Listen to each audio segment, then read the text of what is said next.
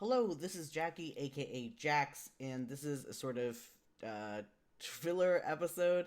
I wanted to do a sort of remaster of Gaystuck and just have it all in one place.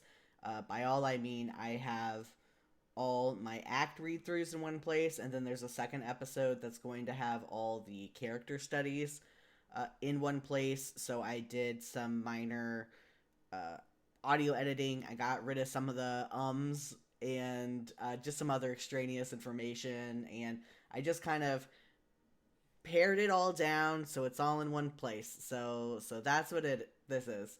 Thank you for listening. There will be a real episode coming up in 2 weeks. But I thought this was just nice to have. I might do it for some other stuff. I'm not sure what all can combine together besides just the Gaystuck stuff. But, if you have any thoughts, let me know. And, enjoy this blast to the past with Jesus Christ, listening to my voice now, and then you're going to listen to it before I got on testosterone here in a second, and it's fun times.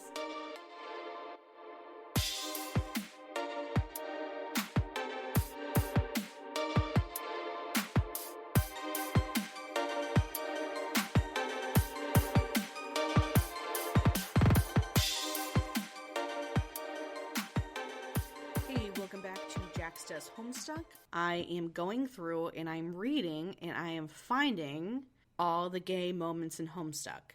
Now that's going to be a lot, and because of that, I'm not including stuff where someone just does something and you're like, yeah, you're gay for doing that. Like, I, as a gay person, also act like that, so you are definitely being gay here. I get it.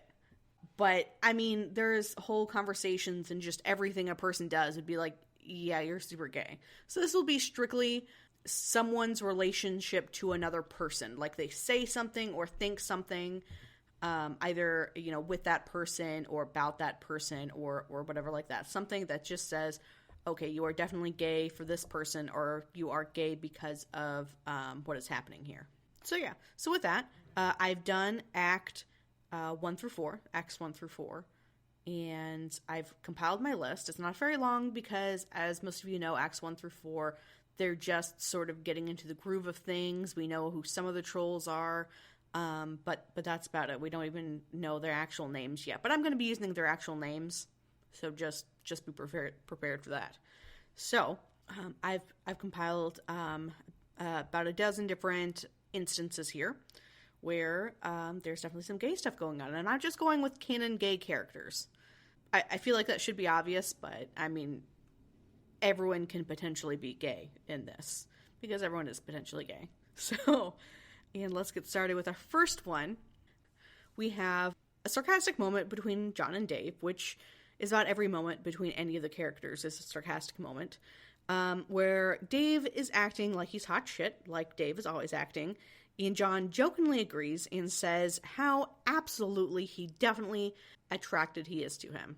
Definitely attracted to him. Definitely, 100%, yes, Dave, you are very attractive, says me, John. Which, I mean, everyone seems pretty deadpan with their humor, but John always makes sure to, let people know he's joking. He does it here. After Dave says, oh, thanks, John makes sure to say, haha, I was just joking. Which, I mean, you could say is John, you're trying too hard. It was an obvious joke. You just made it more obvious that it was a joke, which makes it more obvious that you are actually gay for Dave. And again, it was just a small moment. It's the first one where, but I mean, there's so much. There's so much here. So some of them are going to be not as impactful as others. But here's the first between John and Dave. Yeah, no, you do legitimately find him attractive, and it's fine. It's fine, John. So then we have actually a couple of different instances here, and I'm kind of grouping them all as one, where John shows that he's not just attracted to Dave, he's just attracted to dudes. And this all surrounds Matthew McConaughey, who personally I don't find very attractive, but apparently John does. It starts out with John just staring at his McConaughey posters. He's thinking how cool and charismatic and wonderful McConaughey is, how he's a great actor, and how these posters here are basically a shrine to how great McConaughey is.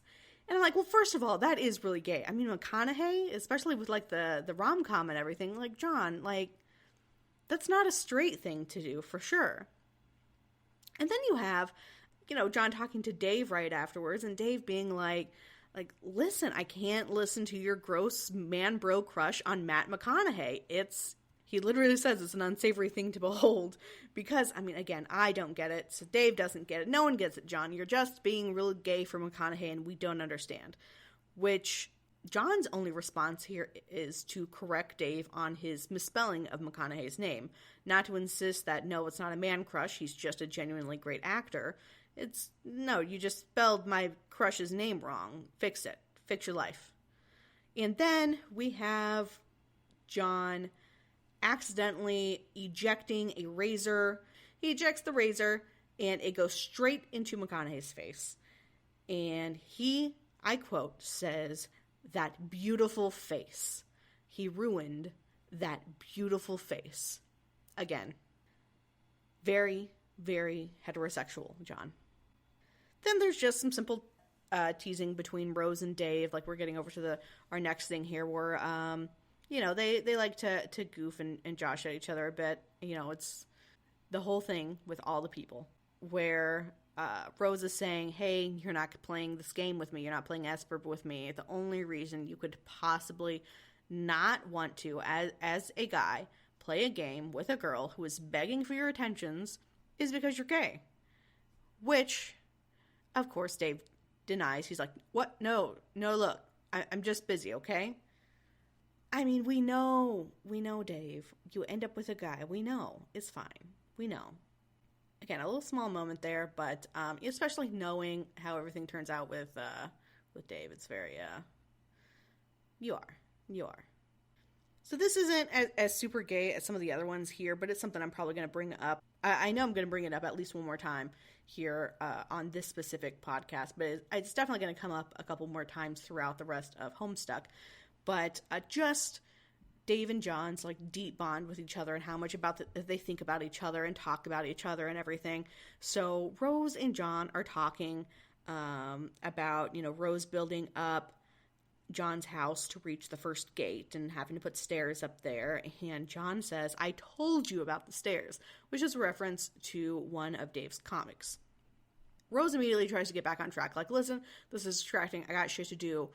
Let's stop talking about Dave's good old memes and get back on topic here. And John proceeds to follow up and continue talking about Dave. It's kind of making fun of him, saying, that little dipshit really does like puppets. I mean, who the fuck likes puppets? It's basically what John's saying.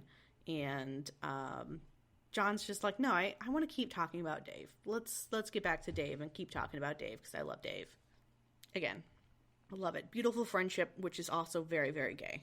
Which brings us to, I actually think I kind of messed this up chronologically. I just know, it does come back again, but I think this was a previous conversation that I just missed this part the first time, or didn't realize how relevant and gay it actually was until reading it that second time it's presented to us. It's when Dave goes out of his way to make sure John knows how awesome puppets are, because Dave always says how awesome puppets are, how his brother's obsession with puppets is a totally cool, ironic thing. You just don't get it, man. It's great. Puppets are great. And here he is having a fucking horrible time with these demon sex puppets. And he makes sure that John just knows how cool and amazing puppets are, even while he is talking to Rose about how much he fucking hates these puppets and how creepy it is and how his brother has this weird fucking thing with puppets. Because, again, Dave just wants to make sure John knows how cool he is and how great everything is and how fine and everything wonderful is.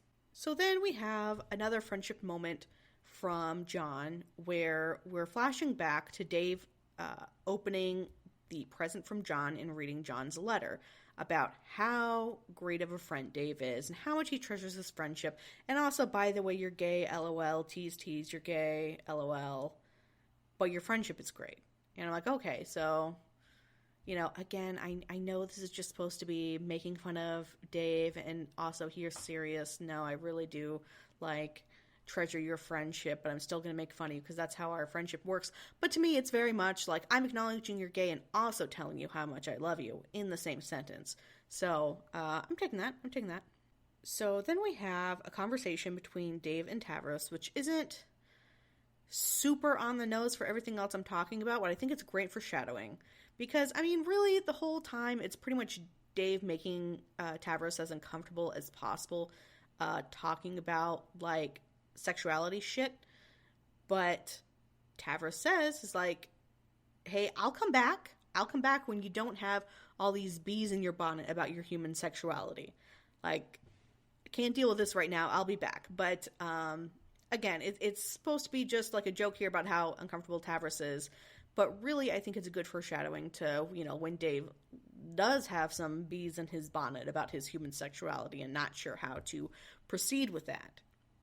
And this, I feel, this next one here, I'm projecting a little bit onto. Like, I'm definitely sure I am here.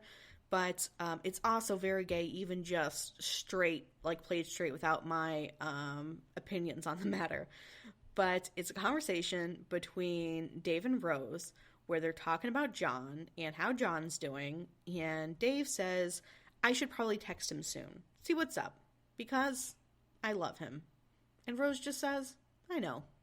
And that could be just like, yeah, no, he's a really great friend. I need to make sure he's doing all right. And Rose is like, yes, I know you do actually deeply care about him. And it's not just, like, I can see beneath the facade you put on pretending that you don't care about things. But you do actually care about John. To me, it also reads as one baby gay telling another baby gay how absolutely gay he is for his presumed straight and very oblivious friend. And the other baby gay understanding because she is also a baby gay and gets it. Gets those good gay feelings. It's like, yes, I know you do love him, and I know what you mean when you say you love him, and I understand. This next one, I really didn't expect. The John Dave stuff I got. Like, I understood that was going to happen. I could see it. Like, I was kind of thrown off. I forgot about the McConaughey thing. But this one I completely forgot about, or maybe just didn't realize what was going on at all the first couple of times I read this. But this is a conversation between Rose and Terezi, which I don't know if that's how everyone else pronounces her name, but I say Terezi, and that's how it's going to be. Until someone says that I'm an absolute buffoon. But, I mean, Hussey keeps changing how he pronounces his words, so I feel like I can pronounce these names however I want. So Rose and Terezi are having a conversation. I really don't remember them talking a whole lot, and I don't remember if they talk a whole lot after this. But, basically, with my knowledge of troll relationships and how they work, this is Terezi straight up pitch flirting with Rose. And just Rose and the reader don't realize it yet, is what this definitely seems like to me. Because Terezi literally just says, you see, we are meant to be best hate friends forever. Hate friends. The closest thing I could think to that would be kismesis. Like, she's literally just saying, like, we have this bond because we hate each other, but we're still bonded together. Yeah, that's kismesis. You're flirting. You're flirting here. Rose just doesn't get it because she's human and you're a troll. But, so there's that. Which I feel is appropriate because the next one is also an alien all getting up in Rose's business. Which is, Kanaya, which we were all expecting. We all know that Rose and Kanaya get together. And, it's not super obvious, like, gay crush here yet. To me, it's also more as a foreshadowing, whether intentional or not, where Kanaya is going to Dave for help on how to befriend Rose because she knows they're supposed to be friends, and apparently she's doing a pretty shitty job at making sure they become friends. And Dave calls her out and says, you just got a crush. I get it. Kanaya doesn't really seem to deny it or anything. She's just more like, yeah, but okay, but tell me how I can be friends with her. Whatever. Just, how do I be friends? So that's a bit like, yeah, no, they're going to get together later. Just wait. The last one I have here kind of backs up one of my earlier points about Dave and John and how Dave feels about how Dave wants John to perceive him. Dave is talking to Terezi, and Terezi had witnessed A very embarrassing time for Dave when he was getting into the medium, and his brother basically bailed him out and did the whole thing, and Dave almost like died because he was being pecked to death by his bird. And Teresa witnesses that and brings it up, and Dave's like, dude, that's really fucking embarrassing. I don't want to talk about it. And Teresa says, it's okay. I won't tell John about it. I know that's what you're worried about. And Dave says, okay, cool. So Teresa realizes how fucking gay Dave is, can see it from a mile away, even though she's blind, and says, listen, I won't tell your crush about how bad you fucked up earlier. I know that's what you're worried about. And Dave is just like, yeah, for sure. It's John. It's only John that I care, seeing me still being cool. Like, I want John to know that I'm cool. Don't give a fuck about Rose or Jade. You can tell them. Make sure John knows I'm cool.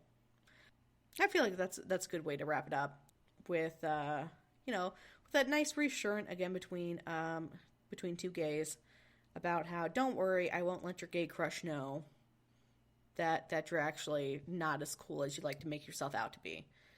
Hi, welcome back to Jax Does Homestuck, Gaystuck edition. This is episode 2. We are covering Act 5, Act 1. So we start off with Gamzee and Karkat, where Karkat is ragging on Gamzee, per usual, about all the horns he has lying around his home, and Gamzee says, man, you know you want to give my horns a good squeeze. So we start off with some good, straight-up flirting between, dudes just being guys.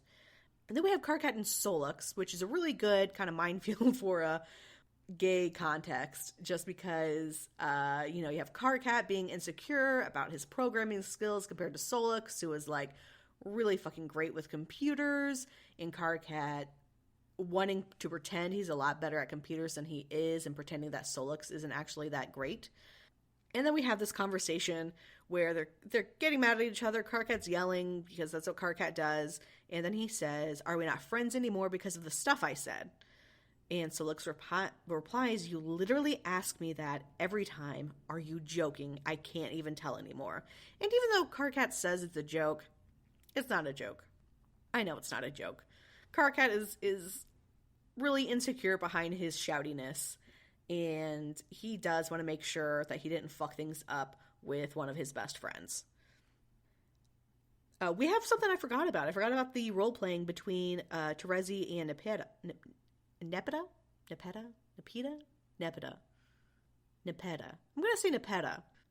So, I mean, it's already kind of like, yeah, they're role-playing together. That's great. And then Nepeta just straight up role-plays blowing a kiss to Teresa, who then values it as a treasured possession. So that's great. That's some nice flirting there. And then Nepeta literally refers to Teresa as her suitor. So, I mean, there's not really, like, it's not a stretch. Like, it's straight up. It's there. It's in the text. There's no subtext. It's text. And we go back to Solux and Karkat, but this on Solux's side, about how he really values Karkat as a friend and wants to seem as cool as possible to Karkat, which is the whole reason why he gave Karkat that doomed code, that really, like, hey, this is going to fuck up everything forever code, was because he wanted to seem cool with Karkat.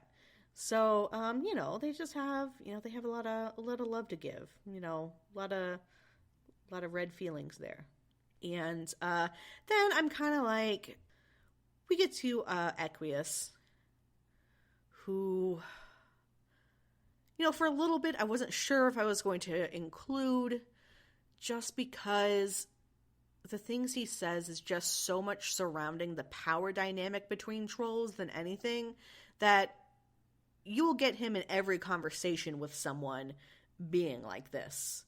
So, it's not as, like, as deep and emotional and everything. It's just, if you're talking to Equius and you talk about some sort of power dynamic, or even almost talk about a power dynamic, or he thinks a power dynamic is there, or really anything, he's gonna be, pretty horny on main about it. So we have him with Gamzee, and how Gamzee doesn't want to give orders to Equius, even though he is higher than Equius in the blood caste. And Equius is like, hey, boss me around a little. And poor Gamzee is just like, I don't want to disappoint you. I don't want I don't want you to feel bad about me. I want to make you happy. I want us to be like great fun friends. I want everything to be cool. What can I do to make you feel better? And Aquarius is just like, yeah, boss me around. Boss me around a little bit. Let me go get some towels and while you boss me around. So that's uncomfortable for everyone involved. But that's Aquarius. Uncomfortable for everyone involved. And Gamzee is just such a sweetheart, and he ends up being pretty gay about, like, hey, listen, I'm here for you, man. Like, you need to open up to someone, I'm here. This is what I'm here for. Yeah, that's very nice. Gamzee is such a sweet little clown so far. Act 5, Act 1. Vriska and Terezi, like, I'm a big shipper of theirs, but I'm trying not to just see stuff only because I ship it. So I don't feel like there's a whole lot of content to go off of yet. But we do have Vriska doing her best to compliment Terezi about how, hey, remember when we played games together and how much fun that was? And how you manipulated absolutely everyone without using special mind powers just because you're so awesome? And, it's Vriska trying to compliment Terezi. She's trying. She's trying to get on the good side here. I mean, it's still Vriska, Act 5, Act 1. I mean, it's still Vriska. I mean, but still. She's getting her flirt on a little bit with complimenting attributes she thinks should be complimented, even if not everyone else does, about how great of a manipulator you are. So the rest of this is just going to be about Kanaya, because she has the most content in here, and I swear it's not just because I love Kanaya the most. It's just she's the most obviously gay out of everyone. So it starts out with her crush on Vriska and how everyone knows she has a crush on Vriska. Everyone. So Fairy's talking to Kanaya about how, yeah, don't you want to join in here in the order you're doing it to keep an eye on your friend? Friendly friend. And Kanaya's like, I don't know if I really want her to be my friend. And yeah, and then we go to Aridin talking to Kanaya about how, listen, I know you're super gay for Vriska, and I know that's why you don't want to auspice with us, because you don't want to be stuck in that role, because you want to be mate sprites. Is it mate sprites or mate spritz? Mate spritz? Whatever.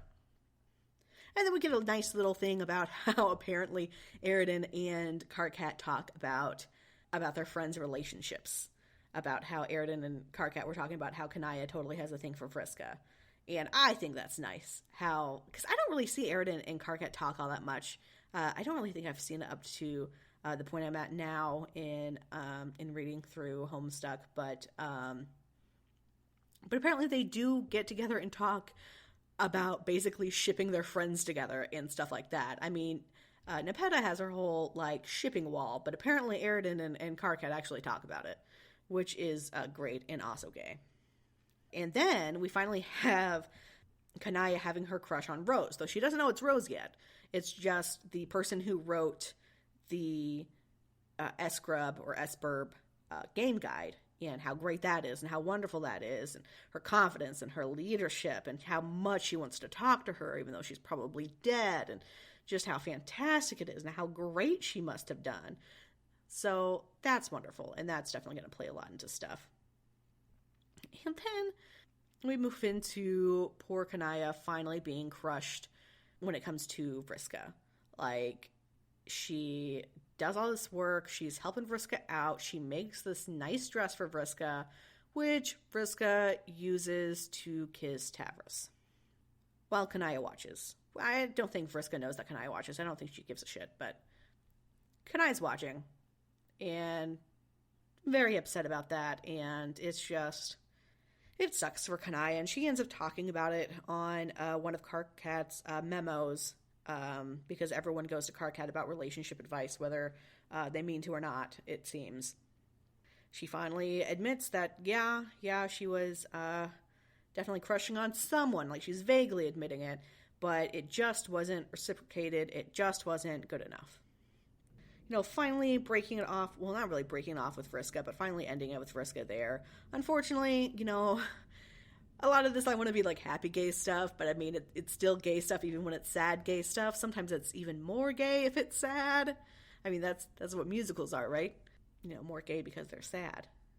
Hi, welcome back to Jax Does Homestuck, Gaystuck Edition. This is episode 3, and we will be going over all the gay moments in Act 5, Act 2, which is also the last act of Act 5. So as a reminder, what I'm doing here is I'm picking out all the explicit, or kind of subtle, I shouldn't say explicit, but all the gay moments that aren't just doing actions that can be interpreted as gay culture, but like actually having conversation with another person and expressing some sort of attraction that can be viewed, or something that can be viewed as gay attraction.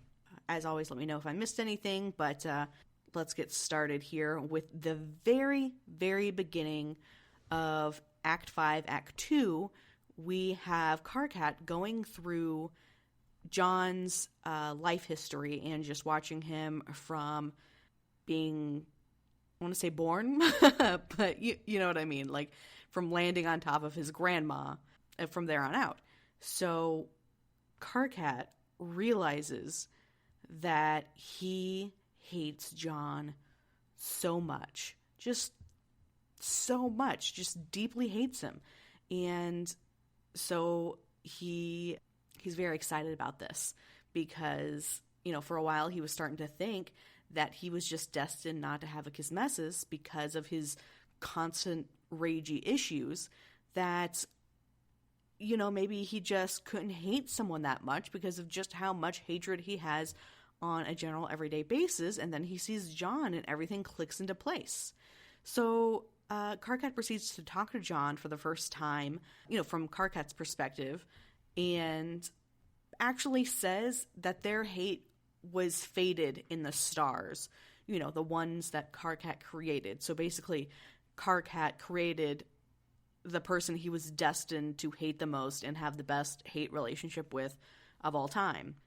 John, having talked to Karkat multiple times and having talked to other trolls multiple times, understands what's going on here and claims to not be a homosexual. So he can't, for one, he doesn't hate Karkat, and for two, he's apparently not a homosexual, so he can't reciprocate Karkat's feelings, which I like the distinction. I mean, I know it's a joke of, not a homosexual. Like, who even says I'm homosexual anymore, John? I mean, I know this was back in like 2009, 2010. I forget when this actual part came out.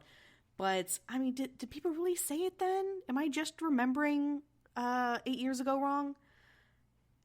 Anyway, so the fact that he specifies homosexual leads me to think that he doesn't know bisexuality exists, which he's 13. I'm not sure I realized it was a thing when I was 13, like maybe, but not really having a concrete idea of what it was. And for reference, I am bisexual now. Like, I mean, I was then, but I consider myself to be bisexual now, and I didn't really understand what it was when I was 13.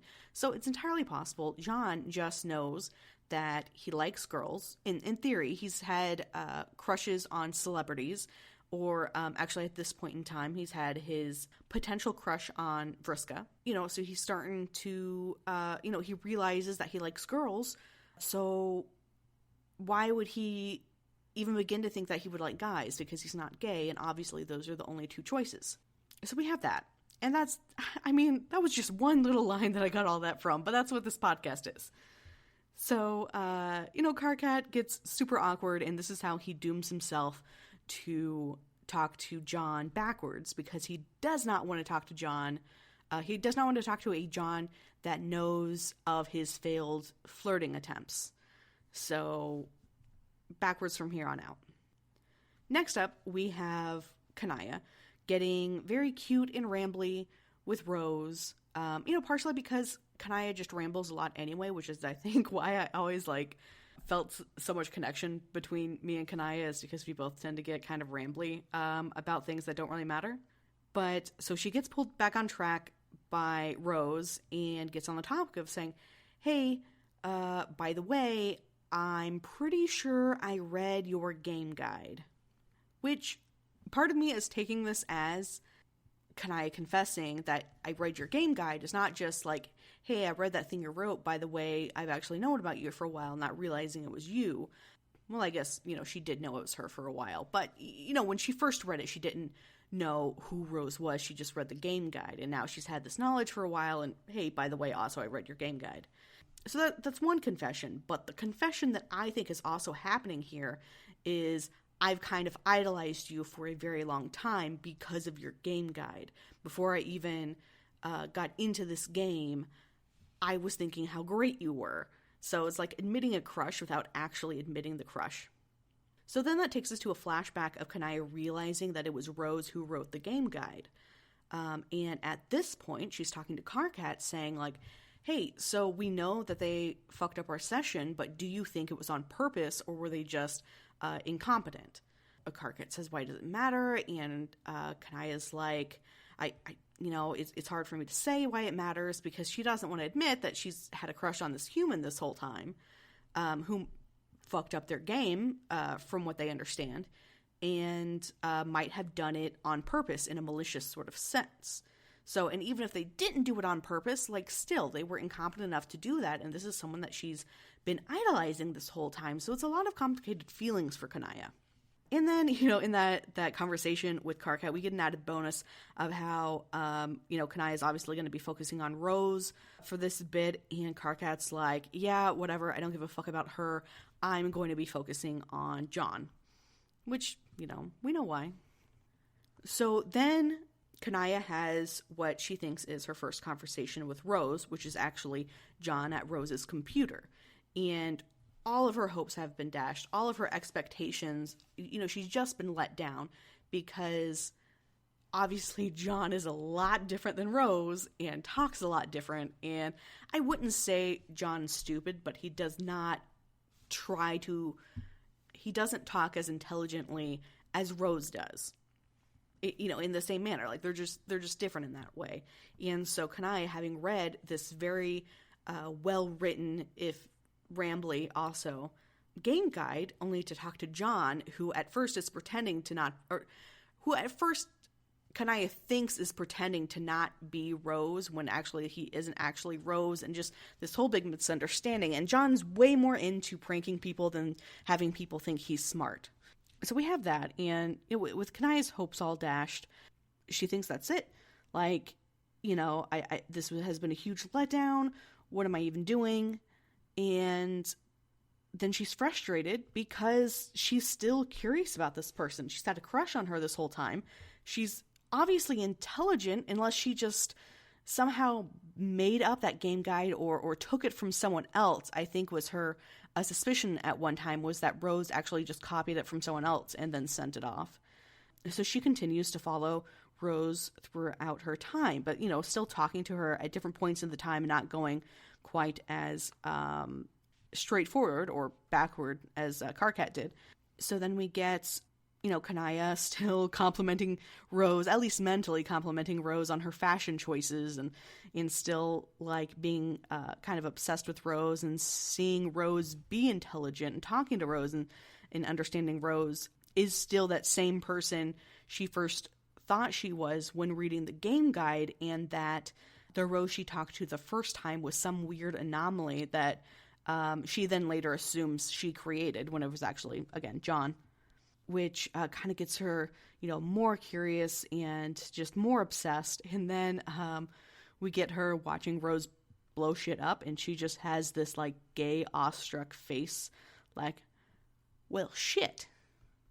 So then, after kind of viewing how Kanaya came to talk to Rose and how Kanaya came to think about Rose and everything, we go back to the conversation Rose and Kanaya were having about the game guide, and Rose is embarrassed that Kanaya read her game guide. She kind of didn't think anyone would, and then now, after having written it, she had all this time to look back on it and think about how embarrassing it was, and now someone that she totally has a crush on too, even though we're not saying it, has read this game guide, which that's always embarrassing to have someone read through your old writings, especially when it was at a point you didn't really understand what was going on. You only had this sort of idea of what was going on. And so they both get kind of flustered about it, and Kanaya gets more rambly, saying that the game guide was very useful, gave her a lot of insight to the game, and a lot of insight to the author, who she had no idea she would eventually meet. So, and they're talking some more, and what I thought was really interesting is how Rose is showing her crush by being surprised that Kanaya was a Prospit dreamer instead of a Durst dreamer. And when pressed as to why that would be surprising, she claims she doesn't know. And maybe she doesn't, but I mean, to me, it's pretty clear that she has this connection with Kanaya, and she's surprised that that connection is not, at least in part, because they were both Durst dreamers. And so now she has some time to figure it out. That connection is because they're both very, very gay. And then we go back to, Kanaya's obsession with fashion. She's the one troll who cares about fashion, and suggests that they, kind of hang out as much as they can hang out, being in different sessions and everything. Kanaya wants to get Rose into fashion and make some new clothes and have fun designing stuff, which is kind of a twofold distraction. Like, honestly, she does want to do that, but it's also because of Rose's upcoming blackout. So one, she wants Rose to have fun and not stress out so much before the blackout. But two, she wants to see if maybe she can change the blackout from happening and stop Rose from getting into all this dark shit. So Rose completely recognizes that Kanaya is trying to distract her, and Kanaya basically admits that, and Rose says she appreciates Kanaya's attempt to pacify her as she scuffles down this black corridor.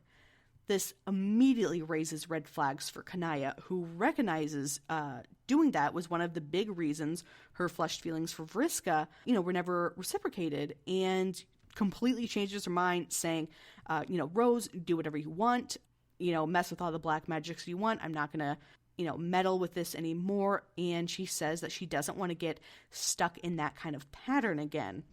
So basically, she was totally recognizing that this is, again, what I said, had led to her being in the wrong quadrants with Vriska. And she doesn't want that to happen with Rose. This is where, it's completely obvious by this point that Kanaya understands she has feelings for Rose. It's still never explicitly stated up to this point. She's not as obvious as Karkat is, but there's no other reason that she would want to, avoid getting stuck as being in the pale quadrants than if she had flushed feelings for Rose already at this point. Rose catches this again about the whole pattern, and Kanaya awkwardly sidesteps it, and Rose just lets it drop. So up next, it's going to be one of, I believe, a couple instances where it's not strictly a gay moment, but what I kind of call gay foreshadowing, and I think I've mentioned this in previous episodes. But basically, Terezi and Dave are talking, and Terezi compares Dave to Karkat, saying they're alike in the fact that they're both complete smartasses, but Dave is just super chill about everything, while Karkat is, very shouty about everything, which this reminded me of a post I saw on Tumblr that, grabbed a couple of things that Karkat said, a couple of things that Dave said, and then just changed whether they were capitalized or not. And it became almost impossible to tell the difference between who was talking, because they both speak a lot alike, especially Karkat later on, who gets kind of more shitposty than, angry, I guess.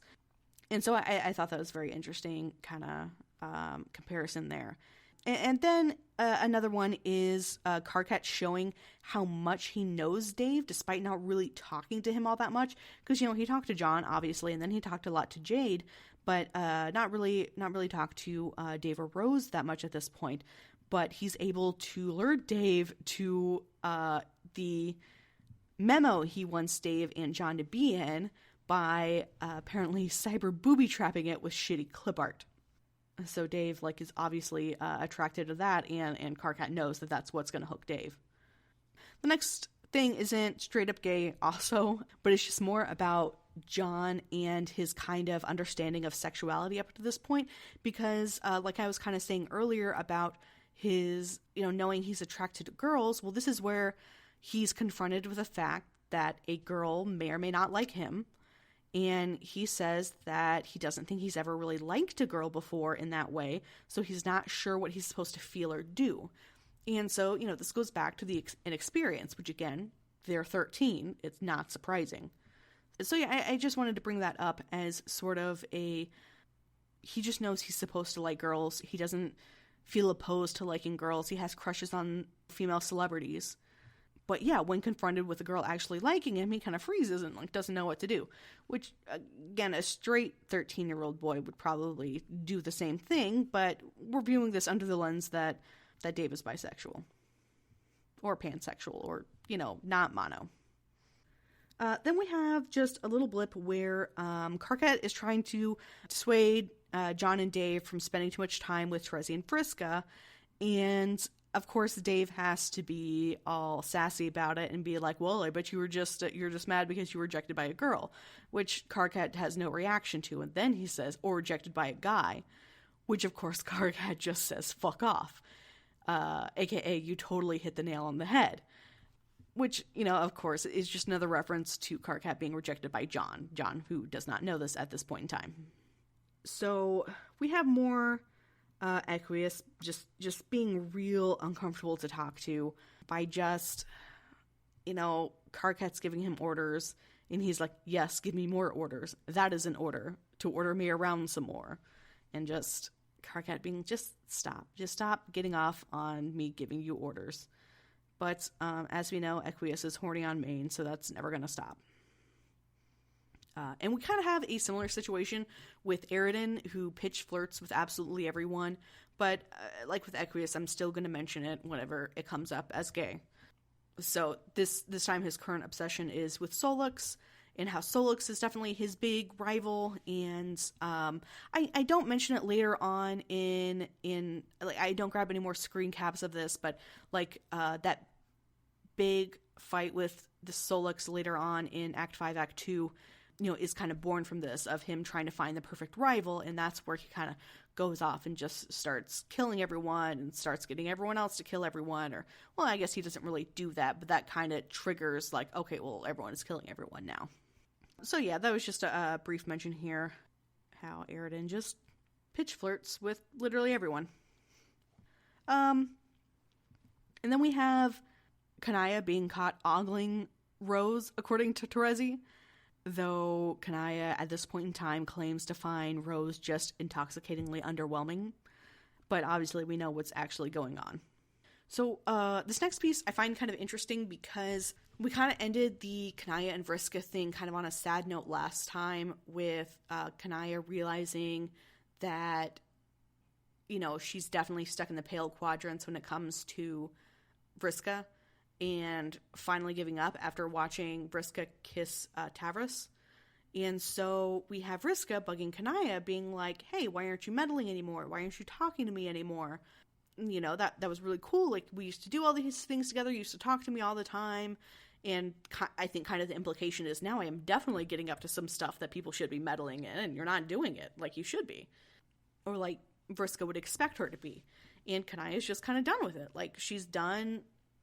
She was never really interested in a pale quadrant with Vriska anyway. And the reason I'm just saying pale quadrant instead of specifically like Osspice or anything is because I feel like there was kind of a leaning towards the more allegiance too, but definitely more often the Osspice. And that was never her goal with that relationship. And so once she stopped kind of draining herself, trying to get Vriska to notice her basically, and like giving everything in to try to help Vriska out and try to keep Vriska out of trouble, she was just done. She just didn't mess with Vriska anymore. And I think that's part of getting over your crush, is having to like give yourself some distance from them. And that's clearly what Kanaya is doing now. And Vriska is still completely clueless because she knows something is up. But her guess is that Kanaya is jealous because she saw Vriska kissing Tavros, which is correct, except she thinks that Kanaya had a crush on Tavros.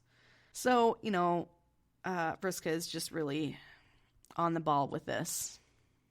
Next up is just a little blip of Nepeta saying that Jade is her favorite human, and how despite Jade kind of rebuffing her because, she's just another troll who's talking about future stuff, Nepeta's still going to try to get on Jade's good side because she wants to be friends with Jade, and that's very cute, and Nepeta is very cute, and it's all very cute. And speaking of Nepeta, I've been kind of considering whether I want to go back and add on Nepeta's shipping charts to this, because even though it's not as direct as, these people talking and you can see some gay subtext or just plain old text, there's still like hints at gay relationships.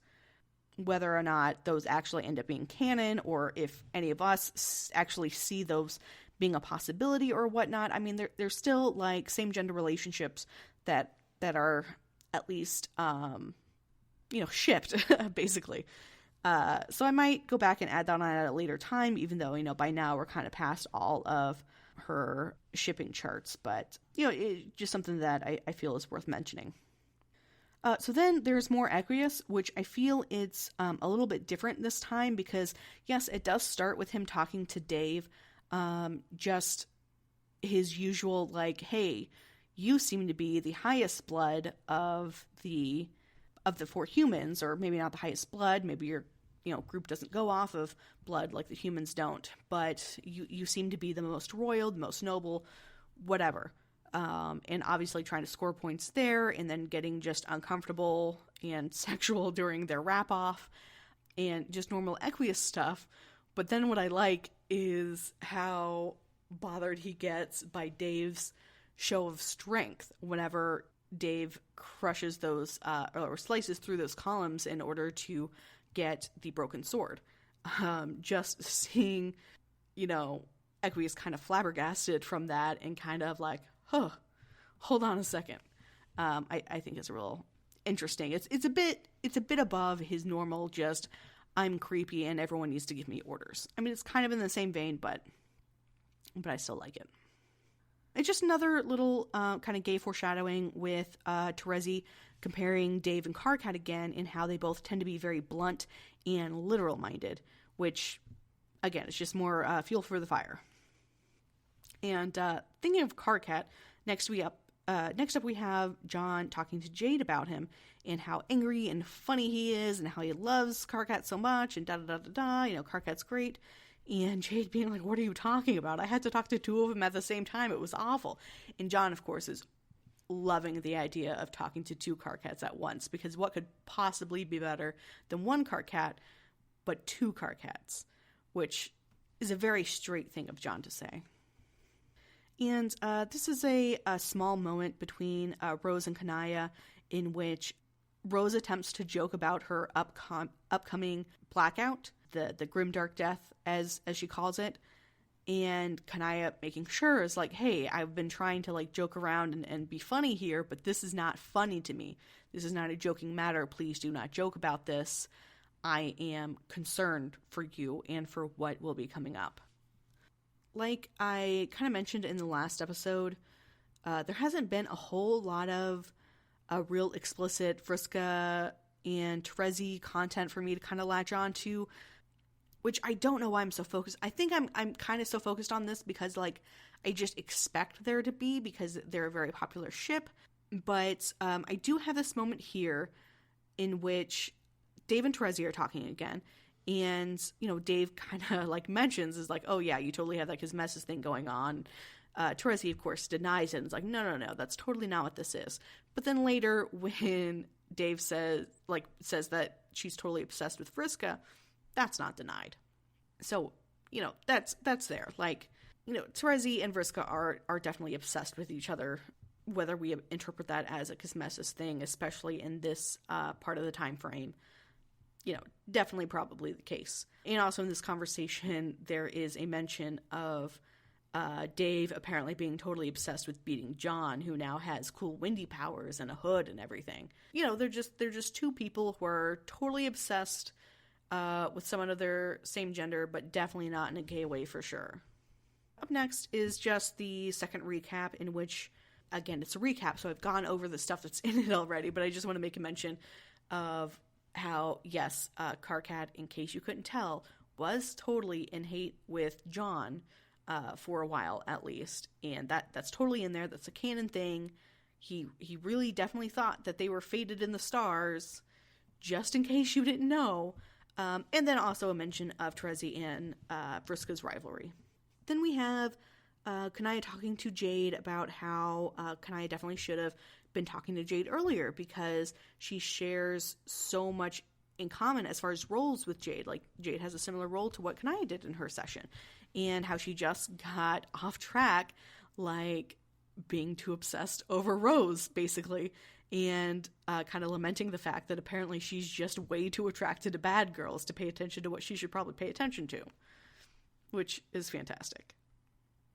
So up next is a game sequence that doesn't have quite as extended talking as some of the other game sequences did. So there's just going to be a lot of kind of little blips in a row for the most part. First up is Aridin thinking that he and Karkat have a pact. So why is Karkat being so shitty? Because aren't they great friends? And this will come up again a bit later. So this is kind of like starting it off like, Aridin's just hurt because he and Karkat are supposed to have a pact and be fantastic and everything. And then there's a bunch of Karkat worrying about Gamzee, just a couple of different mentions about how, where's Gamzee? Gamzee shouldn't be alone. Like, everything's going to shit because Gamzee isn't here. And just really concerned about Gamzee's whereabouts. We also have Karkat being a true and gay friend to Solix by not giving a shit about Solix's problems, which doesn't make Solix have to keep talking about his deep feelings for longer than he has to, or with more people than he has to, so he kind of keep that contained and under control. After the game segment, Karkat starts to realize that Gamzee is off the rails, which is completely unbearable to Karkat. It's the final straw. He says, no, please don't tell me you went crazy. I couldn't take it on top of all of this. So it's the last straw. Like, Gamzee going crazy, something bad surrounding Gamzee is just the worst thing that could happen, especially on top of everything else. And so then we go back to Aridin and Karkat, which is Aridin in the past, which is why he thinks he has to pact with Karkat, because Karkat brings it up here. But really, the whole thing is Aridin pitch flirts with absolutely everyone, but he hasn't been, doing much red solicitation. Pretty much once he struck out with Feferi, that was about it. But here he is with Karkat, and, like I've said, they've talked previously about, relationships and stuff, even before entering S-Grub. And so now Karkat realizes that while they were in the game, Aridin was totally, actually seriously flirting with him. And because, Aridin was so lonely, and Karkat, let's hang out. I'm very, very lonely. And Karkat pieces it together and is like, holy shit, you were flirting with me that whole time. And he, of course, rejects Aridin, who then says, you're from the future. It doesn't count. And then we have Karkat kind of reaching out to everyone he can about the whole Gamzee deal. And he takes the time, while trying to get all this chaos under control and make sure everyone's warned about what's going on, he makes the time to reach out to John and let John know that everything's going to shit. Because, by this time, even though he doesn't hate John as much as he thought he did, he and John still have this special bond, and he wants to make sure John is aware of what's going on, which is very sweet and gay. I feel like soon you guys will get the point, and I won't have to say gay every third word, but I just want to make it pretty obvious that this is still what we're talking about. Okay, and this might not actually be a gay moment. Like, I literally just said that, but this might not actually be a gay moment as much as it is just, it's vaguely gay, and that's why it's in here, but I also just think it's really funny. But, so Karkat's trying to get Equius to get in touch with Aridin, and Equius' responses is like, no, I definitely don't want to talk to Aridin. And Karkat's like, why the hell not? And Equius says that Aridin's advances make him uncomfortable, which is hilarious coming from Equius, who is the most uncomfortable troll. Like, he's the most uncomfortable troll to talk to. So the fact that Aridin makes him uncomfortable is just hilarious. And part of this could be the pyrodynamic, since he is the second highest blood that you can have. And part of it is probably because it's kind of a sea dweller versus a land dweller thing, and Equius probably has less idea of how to deal with that. But also because Aridin just pitch flirts with everyone. And then we have a cute little moment between Solix and Karkat, where Karkat is trying to get a hold of Solix, who was talking to someone else. Honestly, I forget. I could look it up, but anyway, he's talking to someone else, and so while Karkat's trying to bug him, he just gives him a little couple pats on the face. Just pat, pat, pat. And that's very cute. And then finally, Vriska has some flushed feelings for Kanaya. If only Kanaya knew All she had to do to have her feelings reciprocated from Vriska was to turn into a rainbow drinker and slice Aridin in half. That's what you gotta do to get Vriska's attention, apparently. Or be John, which I think are like on opposite ends of the spectrum. And speaking of Vriska, next up is Dave and Terezi talking, in which Dave totally, again, understands that there's a Comessis thing going on here. Terezi still denies it, and yeah, they just kind of, it's more talk about Terezi being completely obsessed with Vriska, even though if she denies that Comessis thing. The next instance here, I wasn't 100% sure I would include, because it deals with an ancestor, and it's kind of like I'm putting this in here now, even though I previously did not put in other ancestor gay talk.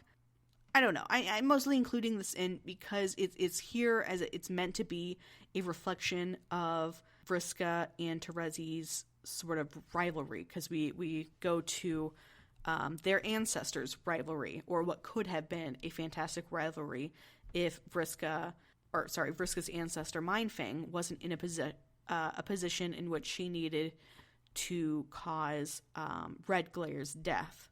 And she laments the fact that they could have had, just a great black romance going on, but unfortunately things happen. And by things happen, I mean murder. And by murder, I mean indirect murder.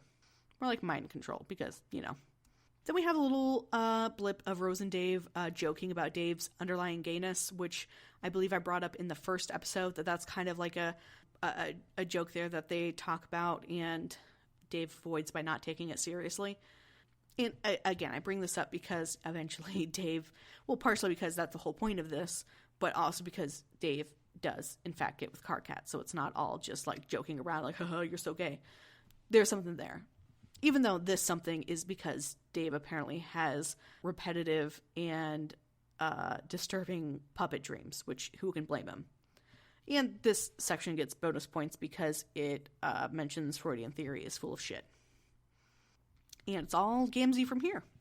So first we have a blast of the past with Gamzee overtly flirting with Tavros, who has no idea what to do about it. Like, they just finished a wrap-off, and Gamzee is like, yeah, you should make your way over to my hive and, like, hang out and then, like, maybe make out a little. So, not really subtle about that. Tavros, of course, again, having no idea what to do with it. Because when does Tavros ever have any idea of what to do with people flirting with him or suggesting making out? And I'd actually forgotten about that, and I was kind of wondering where all the Tavros and Gamzee shippers were coming from, besides the fact that any fandom will come up with shipping for any two characters that are in it. But, I mean, here we are. And then we get to kind of more, I mean, I included it in here, so I am considering it flirting of a sense, but it's present time where Gamzee is off the rails, and he's talking to past Dave, and saying, it's like, haha, I like you, totally, like, kind of flirty, and it's like, I would love to add your head to my collection, which is a bit much. And then we end with the fantastic more allegiance between Gamzee and Karkat. The only more allegiance many people remember besides Nepeta's and Equius's. Because it's just the most obvious there. It's like, who's the best morals? It's Karkat and Gamzee. So it's very sweet. Karkat paps Gamzee until Gamzee calms down and stops being so murderous and awful. And yeah, and it's very sweet and cute. And that is, it's pretty fitting to end our final gay relationship of Act 5, Act 2. Or, well, I guess just really Act 5. So, let me know what I missed. If there's anything that you think should be included. If you want me to go back and include previous Ancestor gay stuff. Or any previous, like the Nepeta's shipping charts. If you want me to include those. I can definitely maybe make a little mini episode about the things I've missed. I don't know. I'm not quite sure how I'm going to format it yet, but definitely let me know so I can keep an eye on that. If you guys haven't noticed, in my descriptions of all the episodes, I include a link to each instance that I mention. So that might be helpful for you, especially since some of these are just straight up images that I'm looking at. But yeah, so that's something, if you're ever curious of when did this happen, it's not quite as detailed as I would like. I might go back and put some more detail into it, but I just kind of have a numerical list of all the instances and then a link to that page. This one's going to be quite a lot worse because the last two had 14 instances I had to link. This one has quite a bit more. Welcome to the 4th episode of Jack's Dead Homestuck Gaystuck edition. This time we're going through kind of like the first part of Act 6. We get up to Act 6, Act 3 is where I leave off. It's going to get more confusing from here on out as far as the acts go. So we start off, we're being introduced to all the Alpha Kids, and we have Roxy and Jane talking, in which Roxy says that she absolutely loves that she has a friend who says stuff like "shucks buster." It's cute, and Jane is obviously pleased by it, by the affection there, and it's very cute. And I just really feel like most Roxy interactions are gay, so that's kind of my bias there. It's just Roxy has very gay vibes. And then we have Jake and Dirk talking. Actually, it's Jake and Hal talking. This is just before Hal decides to use red text, or is even called Hal. But I figured it's easier than just saying autoresponder all the time. Jake is talking to Hal, thinking it's Dirk, about all this brotherly friendship and wonderful stuff. And I'm like, Jake, by this point you know that Dirk is gay for you. Like, you know that's a thing. You know it. Hal definitely confirms that Dirk very much is gay for him, saying like that the best thing that could come out of this was saying that it was a preamble to some kind of floundering invitation for Dirk to rush to his vicinity as nakedly as possible. But then he says that it's one-sided, and I mean, it kind of is. Jake's a complicated dude. We'll kind of get into more of that soon. But this is the first kind of like confirmation, like, just a heads up, Dirk is definitely gay for Jake. Then we have a flash to the trolls on the meteor, in which Gamzee is living up to his side of the moral allegiance by being the shoulder that Karkat can cry on. Which Karkat does, because Karkat is over-emotional, and it's very nice. And we have Terezi flirting with Aradia a little bit, because they're both really just morbid and love death. And Terezi says that the whole death fangirl thing is funny and kind of charming. And yeah, because they both just really love death and shit. And then more Karkat and Gamzee, with Karkat being a really great shusher. Just the best shusher in all of Paradox space. Gamzee's trying to tell him something, but just comes out as honks for a little bit. And just Karkat saying how much he's going to shush Gamzee. Which, of course, Dave is seeing all this stuff and is just ironically calling Karkat incredible, but definitely means it. He's talking to Rose saying how incredible Karkat is. And it's like, yeah, it may just be an ironic thing, but it'll be true soon enough. And so they're talking about what's going to be happening on the meteor and how Aradia and Solix aren't going to stay. They're not going to stay on the meteor. They're going to go off and do their own thing. And Kanaya is planning on going with them, in which Rose, like, straight up just, like, begs Kanaya to stay. And Karkat's like, Jesus Christ, could this be more obvious flirting? What the hell? And tries to get Solix to stay. Because, pot kettle black. Which then we get John's note, in which he suggests, like Karkat had feared earlier, that everything was going to get down to immediately making out once the humans and trolls met. And we have a series of images in which Rose and Kanaya are, like, looking suggestively at each other, and I don't know if that's just in Karkat's mind or if that's something they actually did. Either way, it's very funny. Then we go back to Dirk and Jake, and it's just this huge chunk of just Dirk and Jake, because that's primarily what a lot of the first part of this revolves around, is Dirk and Jake. And this is the first actual confirmation of Dirk being gay, but also, he's from the future, and apparently in the future they don't really have labels like that. But even though Roxy is also from the future and is the one that is calling Dirk gay in a very literal sense, not haha you're so gay, but like you're too busy being gay to be susceptible to my womanly charms sort of way. And he's just like, yeah, but it doesn't have to be like a thing. And then we have Hal worrying about Dirk finally confessing to Jake, because Dirk is also overdramatic, because Hal is like, this is not going to be a casual thing. It's going to be a huge scene. Anyone who is in the vicinity will have to brace themselves because it's not going to be small. And then he pesters Dirk and is asking like, hey, are you doing the Jake thing today?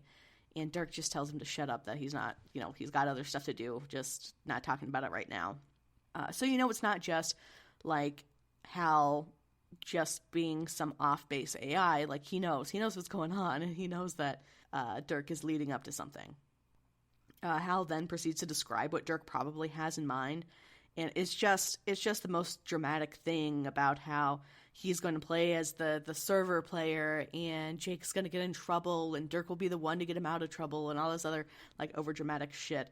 Because I mean, what's the point of being gay if you're not going to be just super fucking dramatic about it? Then we go to Roxy talking to Jane about the possibility of a Dirk-Jake relationship, about how Dirk is going to confess his feelings, so maybe Jane needs to hurry up and confess her feelings. But with Roxy discussing, like, the possibility of Dirk and Jake getting together, Jane is like, but Jake likes women, so what would be the point? Like, poor Dirk is going to be rejected because Jake obviously isn't into guys. And, like, at this point, these guys are, like, 15, 16. So I was hoping they'd be kind of more up to date on that bisexuality exists and is a thing, but apparently not. Apparently it's still, you're either gay or you're straight. You're either, like, one gender or you like another gender. But obviously that's not the case. And Jane and Jake talk, in which Jake confirms that he's aware of Dirk's intentions, even though he doesn't completely know how he's planning on responding. And then he gets even more confusing when he's like, yeah, so he's definitely not, like, super into Dirk, but he's also not into Dirk, because Jake is very confusing. I mean, they're all very confusing and very confused. Good old 15 and 16-year-olds. Then Jake says that they used to joke about the whole, like, oh yeah, I totally date you if you were a girl sort of deal, which, I mean, I never personally had that experience, but it seemed like a pretty classic, like, pre-realizing you're gay sort of thing. And then he says that, he started thinking about that, and it's like, does gender really play that much of a role in attraction? Like, if I would date Dirk if he were a girl, does it really matter that he's not a girl? And this is where I kind of headcanon that Jake is pansexual rather than bisexual. And I say that even though because I had this line of thought and I first came out thinking I was pansexual, and then I decided that bisexual was a better label. But still, Jake pretty well fits into that kind of sort of definition of pansexual with that kind of line of thinking. So then we go back to the other Strider. They're on the Meteor. I believe at this point they've been on the Meteor for a year. I think if I'm remembering where I got these screenshots from, and Karkat and Dave are arguing about Terezi, and Karkat says, at some point just brings up that he likes Dane Cook. They're talking about, like, romance movies and stuff, and he says he likes Dane Cook, and Dave believes that this was said to personally rile him up, because obviously that they have that sort of, like, you're only doing this to get on my nerves, like it's that personal of a connection sort of deal. And Karkat's like, no, you're just being self-absorbed, blah, blah, blah. Then Karkat tries to draw a shipping chart, and Dave tries to stop him and ends up, like, making him draw, like, dicks and stuff. That is an obsession with boys I will never understand, especially boys who are trying to say they're straight, is just drawing a bunch of dicks. Anyway, so drawing a bunch of dicks, and Karkat's like, no, I want to stop, fine. I'm giving up, you can have the pen. And Dave's like, no, we're still drawing here. And makes Karkat continues to draw dicks. Which Karkat recognizes as being, like, uncomfortably physical in sort of like a black romance sort of way, and tries to get Dave to stop, and that he doesn't feel that way about him. And I mean, it's true, because they end up being pretty red and not black in that sense. yeah, and Dave's just like, no, dude, this is just platonic. And it's just, it's funny. Just good old cultural differences. A bit later, they run into John in a dream bubble in which John pushes Roxy out of danger, leaving himself in danger. And Karkat shouts for John to watch out, and then is like, well, looks like he's still an idiot, which is true. And also, I don't know, it's also just cute that Karkat would be the one shouting for John to move out of the way and just be like, that idiot. Same as always. And back to more Dirk and Jake. Again, because this is just so much of the first part of Act 6. We have a glimpse at the past in which Dirk has sent the final piece of Jake's sparring robot, and it's the head. And the head is obviously, looks very much like Dirk's head. And Jake is like, oh, do I have Mr. Strider himself in front of me? And Dirk's like, I haven't figured out a way to get myself over there yet. And Jake's like, yet? Dirk then, starts, getting ready to confess that he's actually from the future. He's like, hey, I have something that might change the way you feel about me, but I really need to let you know, blah, blah, blah, blah, blah. And Jake is like, what's he gonna say? Oh my god, is this gonna be finally the moment that he says that he has a crush on me? And then that's obviously not what happens. It's a Jake saying that, no, I'm actually from the future. All the jokes I've been saying, all the hints I've been dropping about being from the future are actually legit, I am from the future. Any disappointment Jake might have felt about this revelation is kind of lost in the fact that he's from the future. That's fucking great. Who cares if he's not gay for me? He's from the future. And then we have a copy of Dirk and Jake's head whenever Jake is passed out and in a dream bubble. And it's one of Dirk's splinters, I believe. Yeah, because that's what they call him, one of Dirk's splinters, before we really get a kind of better idea of what all that is. And the splinter says, hey, you just know Dirk so fucking well. You're the only person who would be able to have such a great copy of me in your brain.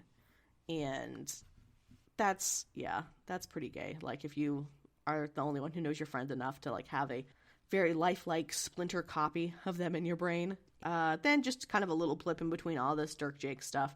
There is Arania confirming that both girls and boys have had crushes on her, and she's been able to detect it.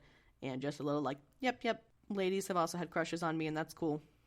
And back to talking about Dirk and Jake, and Jake refers to Dirk as his suitor. So it's just more confirmation that Jake knows Dirk is into him, and Dirk is definitely into him. But then he's like, but I'm not sure. I'm calling him my suitor, but Dirk is kind of this really complex enigma, and I have no idea if that's actually if I'm interpreting this correctly.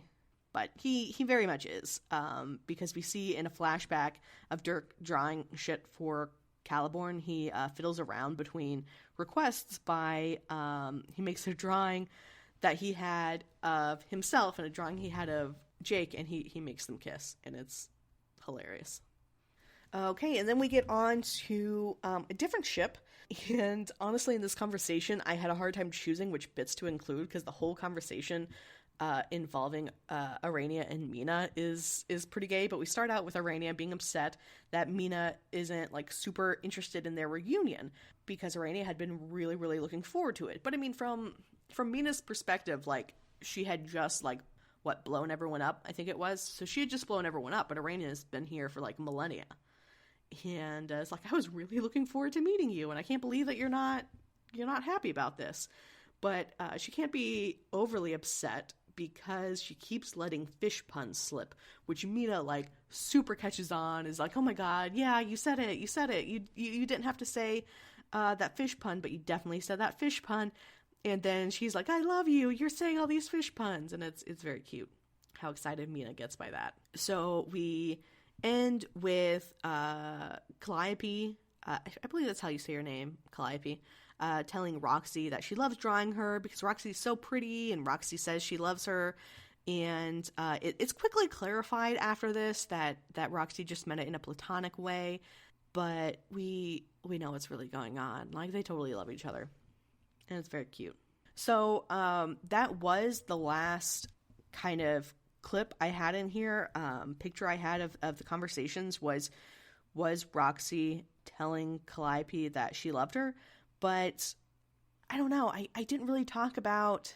I feel like I really need to talk about the whole Jake kissing Dirk, and I think I only didn't get those clips in here because, like, you know, kissing dead people to wake them up isn't, like, inherently... I don't know. That's just the thing you have to do to make sure people stay alive, is to kiss the dead bodies. And I don't believe I included that if there are any other same-gender dead kissing. But obviously it's more important with Dirk and Jake. And instead of going back and finding all those clips and putting them in here, I'm just going to have this blip at the end.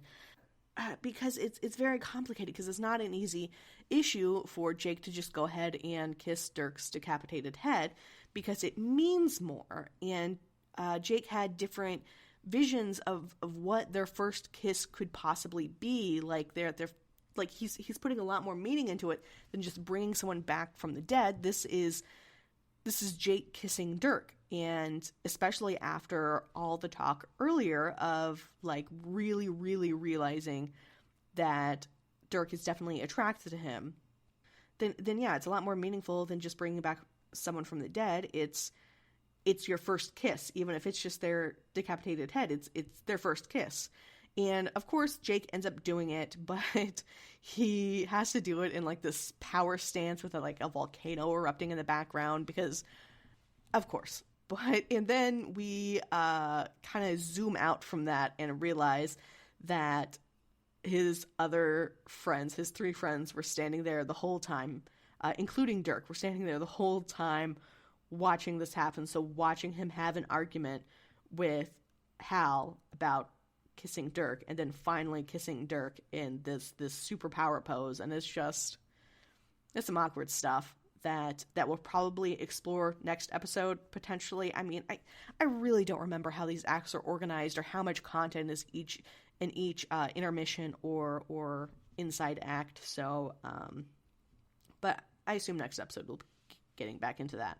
Hey guys, this is Jackie, aka Jax, aka Socially Anxious Dragon. You know, just whatever name you have for me on various social media sites. So we're on the second part of Act 6. We start off with Intermission 3, and I think Intermission 3 is all I have here. I think that was kind of enough in this, that is all I had in here. It's kind of hard to remember with all the weirdness that is Act 6. So we start off with Mina and Arania, which I feel is kind of where we ended the last one, or at least it was close to the end, where we got to see some good Mina and Arania action. And so Mina's talking to Arania and saying how great she is, and like wants to give her a little kiss. She even has like the fishy lips the fishy emoji lips to show giving a kiss. And because this is in the game where Mina's going around talking to people and getting items and stuff, so the next person she goes up and talks to is Rose. And Rose, I think, is like fully coming into the fact that she's like, well, I'm gay for Kanaya, maybe I'm gay for other people too, because she's like definitely flirting with Mina and giving just like this flirtiest face that I've ever fucking seen. And she's like, oh, I'm just curious about you. You seem like an interesting person. And then, like, in hashtags, like, compliments her hair. So I think it's Rose just really being like, well, if I'm gonna be gay, I'm gonna be gay. Is what I feel this definitely is. Then we go to Kanaya, because of course that's the next stuff that we have to do. And Kanaya's referencing how much she admired Rose and how she felt hesitant about contacting Rose because of how much she admired her. So because Mina's trying to get Kanaya to just go and talk to Porum, her ancestor, and Kanaya's like, listen, the last time I felt I was gonna like make an idiot of myself, and I feel like I kind of did, so maybe it won't be great this time either. Which Mina totally picks up on, is like, oh, someone you admired, you mean her over there, referencing Rose. And Mina's like, oh, are you dating? Are you girlfriends? Or G-frond? And Kanaya's like, maybe we're dating. And I'm like, you guys are definitely dating now. This is like high-key lesbian culture, right? Just high-key, like, Woollawa culture is like, I think we're dating, but I'm not sure when it's obvious to everyone else. Like, no, you guys are girlfriends now. It's okay. Then Dave doesn't get so much here, but there's just a reference to how he was afraid whenever he saw the big crack in the sky. He was afraid that was his glasses that had cracked, and he was like super freaking glad that it wasn't his glasses because his best bro gave it to him, so they're super important, and that would have been awful if they got damaged in any way. And I'm like, God, speaking of people who are gay for each other and just don't know it. And then we get to the ancestors, or Dancestors, I think they're called. I should know this. I've been in the Homestuck fandom for so long, but I've only recently become, like, super active in it. It's like, oh, Homestuck's over? Now's the time to get active in the fandom. Anyway, so the Dancestors, which I should know because they do say later in this sequence that they don't know what to call themselves, maybe the Dancestors. So we go to Latula, talking to Mina about how rad Mina is and how it sucked when Mina wasn't there because then Latula had to be the only one being rad and all the radness was like left on her and all that shit. It's just very, very gay. Like, oh yeah, we're the only rad people around. And speaking of Latula, the next person we go to is Porum, who's gonna pop up at least one more time. Because Mina's talking about how it sucks to high-five Latula because she slaps so freaking hard, and Porum's like, oh, I know. And both us, the reader, and Mina are like, oh, do you know? Do you, Porum? And Porum's like, I'm not talking about this. What the fuck are you talking about? But, and then we get more Mina and Arania, which I really like. So yeah, we have, talking about Porum again. We're based on the way Arania is talking about Porum. Mina guesses that they were dating. And, Arania's like, listen, I don't want to talk about it. It doesn't matter. Like, we're not talking about gossip here. I'm talking about, like, stuff. Like, information you need to know about people and things and what's been going on. And Mina's like, oh, you dated, da-da-da-da. And Arania finally admits that there was a little red fling, which Mina absolutely loves. And what I find really interesting about Mina asking Arania for details about this is, like, literally when anyone else tries to tell her gossip about, like, their love life or anyone else's love life or really anything that's been going on while she's been dead. Well, I mean, she's still dead, but, like, not in a dream bubble dead. When anyone else tries to tell her what's going on, she doesn't want to hear it. She doesn't want to talk about it. She says, I don't care. Are you going to join my army or not? If not, get the fuck out. I got more stuff to do. But when Arania, who definitely does not want to talk about it, whenever she, like, mentions anything close to, like, the romantic life, Mina's all up in that business. And it's very nice. And then we switch to the Beta Kids, John and Jade, where they're talking about Dave Sprite and how John cannot stop thinking about and picturing Dave Sprite's butt. Listen, Dave isn't around anymore. There's only Dave Sprite. He spent a lot of time thinking about Dave's butt, so now it's just got to be about Dave Sprite's butt, I guess. And back to the interactive game, we have Kronos, which, again, kind of on the same line as Eridan, doesn't super count because just the Emporas just want to flirt with everyone possible. But yeah, in this case, it extends to Karkat and how Karkat ran off before Cronus had a chance to properly flirt with him, which is apparently very rude. And more Mina and Arania. If you can't tell, I just really love their interactions. But Mina calls her adorable. And just more gayness, just little bits here and there. And then there's then we have Horace, Rufio talking about how whenever he's still dating Damara, Horace was like super flirting with him, and how Rufio wasn't super into it at the time because he knew how jealous Damara would get, and that whole situation ended badly. But then he and Horace did end up dating, and I think they're currently dating, I think is how that goes. He says it's off and on, but I think it's currently on. And then speaking of the relationship between Horace and Rufio, there's this little one of the little bubbles you can click on to read, I think is where this is from. There's a little section that says that there was a rumor going around that Horace was trying to like super court Rufio by sending him a robotic duplicate of himself to spar with, and the last like piece by piece, and the last piece was the head, and how fucked up would that be? There's no way that was true. And like obviously that's a callback to Dirk and Jake, and how Dirk did that as a way to court Jake, because I love Dirk so much. And then we go to the other beta kids, Dave and Rose. Dave is doodling in a book, and I mean, like, there's subtext, and there's literally drawing Karkat riding a dick.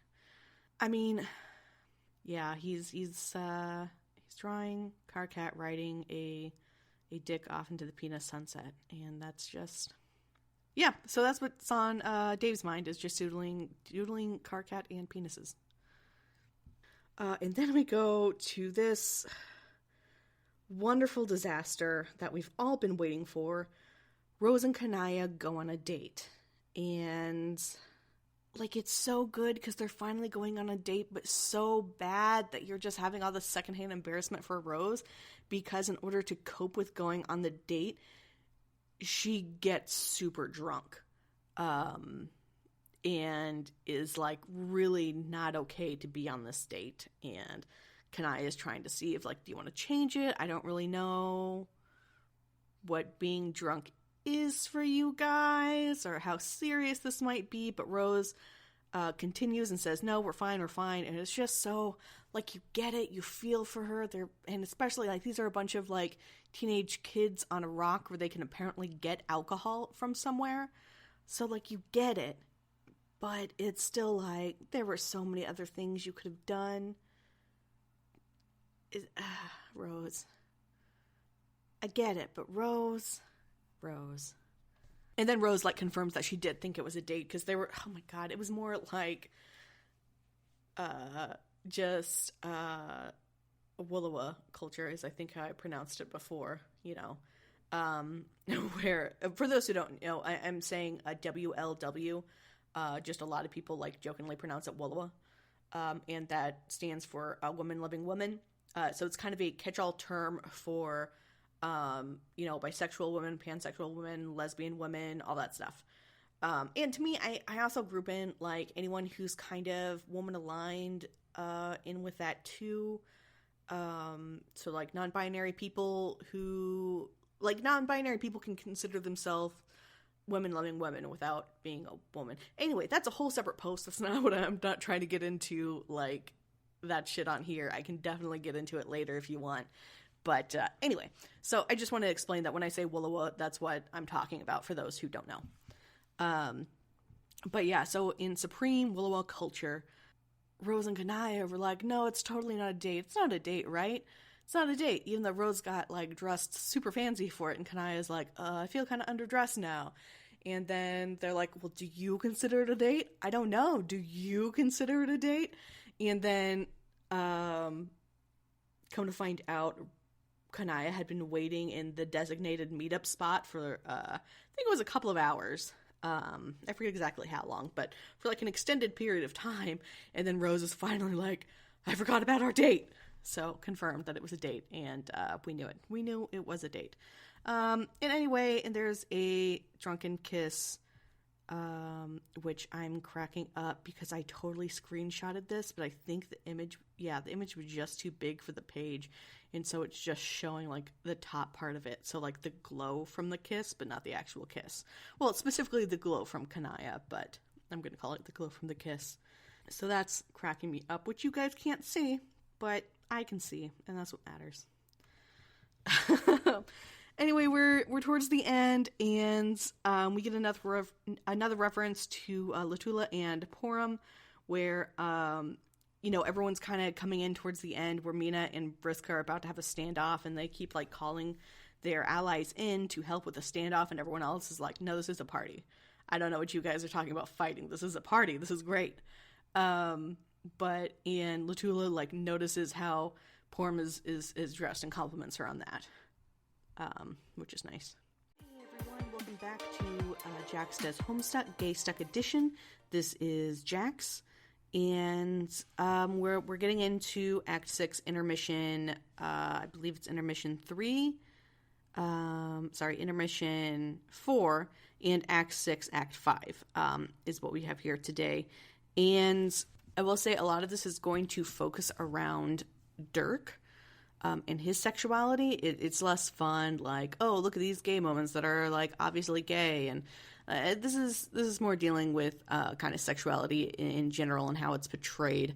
It's kind of different. At the beginning, we didn't have any like canon queer characters, so yeah. I mean, this kind of changes as we go along, and I should have kind of predicted that it was going to change like this. But, I mean, we'll still have those little bits in there. Anyway, a long way to say that we start off with kind of a recap of what happened in our third episode, which I believe was the ending of Act 5. Yeah, so it was the ending of Act 5, over the entirety of Act 5. Anyway, the ending of Act 5 is where we have that whole... the alpha kids dying and being revived, and the kiss that Jake gives Dirk's decapitated head while being, like, super dramatic about it and having, like, a volcano erupt in the background. So we have Roxy kind of telling Calliope what went on, and Roxy saying that, she was too squeamish to kiss Jane, so Dirk had to go up and just get the job done and be like, yeah, even though this dude's gay, he was able to just do it. Like, it didn't matter. It just was something that had to be done. And yeah, then she talks about, how Jake, for some reason, just decided to, like, strike this power pose and kiss Dirk, because he just has to be dramatic like that. And it's pretty funny. So at this point, it's pretty implied that Jake and Dirk are in a relationship. It's kind of implied that's what happens afterward. We do see... we do cut to Jake ignoring Dirk's messages, and then as he locks his phone, we see the lock screen is a picture of him and Dirk hanging out. And so we get more confirmation of this whenever Aerosol Sprite calls Jake's issues his boyfriend problems. So, and the reason I'm saying, like, implied and not really confirmed, and yeah, I mean, we're kind of seeing that, but, I've been around long enough to where I see so many people just refuse to acknowledge, like, canon rep for being canon rep, canon, like, and canon relationships being canon relationships. So yeah, I'm just trying to point out all the little bits that it gets confirmed that this is definitely happening, because I don't know if there's anyone out there listening to this. Maybe, I don't think this should be your first introduction to Homestuck. I feel like I'm glossing over a lot of stuff and giving a lot of spoilers. But if it is, or if somehow you're here and you don't know that that Dirk and Jake are canonically in a relationship, at least at points in here, then they don't come out and say it for a bit. And I'm just trying to say, like, here are the things that prove that they are legitimately in a relationship. Like, obviously, it becomes obvious later on. But I don't know. I just like to point out all the little things just in case someone's here not realizing that Dirk and Jake canonically dated. Yeah, here's all the things. Here is, Aerosol Sprite calling it Jake's boyfriend problems, and yeah, so it's just further confirmation, and that's why I'm just kind of pointing out all the little things here. Also, I do want to talk about Aerial Sprite. I didn't actually there's nothing here to screen cap or anything, so I didn't actually make a note of it in my script here, but I do think it's funny how Aridin and Solux end up getting clumped together as one, and kind of how he functions as his own being despite also being two beings, and that kind of whole confusing thing. Just because how they kind of ended while they were alive was kind of a bordering on a black rum, or at least I think that's kind of what Aridin was going for. I don't think Solix is going to go for it, but I think that's kind of where it was going, and now here they are trapped together with some of those black feelings in there somewhere, and I don't know, it's just kind of interesting how that ended up happening. I don't know if it was on purpose, because we had the whole, I mean, obviously it was on purpose. I just don't know to what extent it was a reflection of their potential romance, because I mean, we had Vriska and Tavros be together for a while, and how that kind of furthered their relationship, which we're not going to talk about because we're not here for different gender ships, but you know what I mean. So then we have just more like confirmation here with Jake talking to Jane, and how he just wants to talk about his feelings about Jake. Sorry, his feelings about Dirk. He just wants to talk about his feelings about Dirk. I don't know why I get Dirk and Jake's names mixed up so much, but I do. When I'm typing, when I'm reading, obviously, when I'm just talking out loud, I just get their names mixed up a lot. Anyway, so Jake kind of running over Jane's conversation and feelings and all that in order to talk more about Dirk and how he feels about Dirk and all the Dirk drama that's going on. And apparently this happens quite a lot over the past 5 months. And then we go to we kind of flash back in time to a sweet moment between Roxy and Calliope, in which Roxy expresses her deep trust of Calliope, and how hey, this thing you're telling me to do does sound really scary, but you're telling me to do it, so I trust that it's going to turn out okay. And then Calliope basically says that back to Roxy later on, and I think that's very sweet. And then this isn't an actual gay moment, and I think this is actually some of the stuff that I was avoiding putting in here, but I just think it's really funny because we're talking to, so Jake's talking to Caliborn, and describes, Caliborn uses the term patron man bro, and Jake says that sounds pretty gay, and Caliborn has no idea what that means, so Jake gives the kind of old-fashioned definition of it, which is just being happy and having a good time and stuff like that, which follows up the next couple of pages of Caliborn just describing everything about as being gay, about him being gay, the feelings being gay, this everything being gay, and it's such an easy joke, but it's so funny. And I realize that sort of joke isn't everyone's cup of tea, and in other situations it's definitely not mine as well, but I don't know, in this situation it really is, and honestly I could probably do an analysis on secret gay feelings of Caliborn based on some of his other previous behavior, but no, I don't think I'm gonna do that. If you guys want me to do that, I definitely will. I don't feel like doing that. Anyway, so I just want to enjoy this funny moment with Caliborn calling everything gay. And, you know, to be honest, when it comes to Jake, I have no idea if he's trolling Caliborn on purpose like this, or if this is just Jake genuinely using the word gay to mean what he's saying it means. And I love that.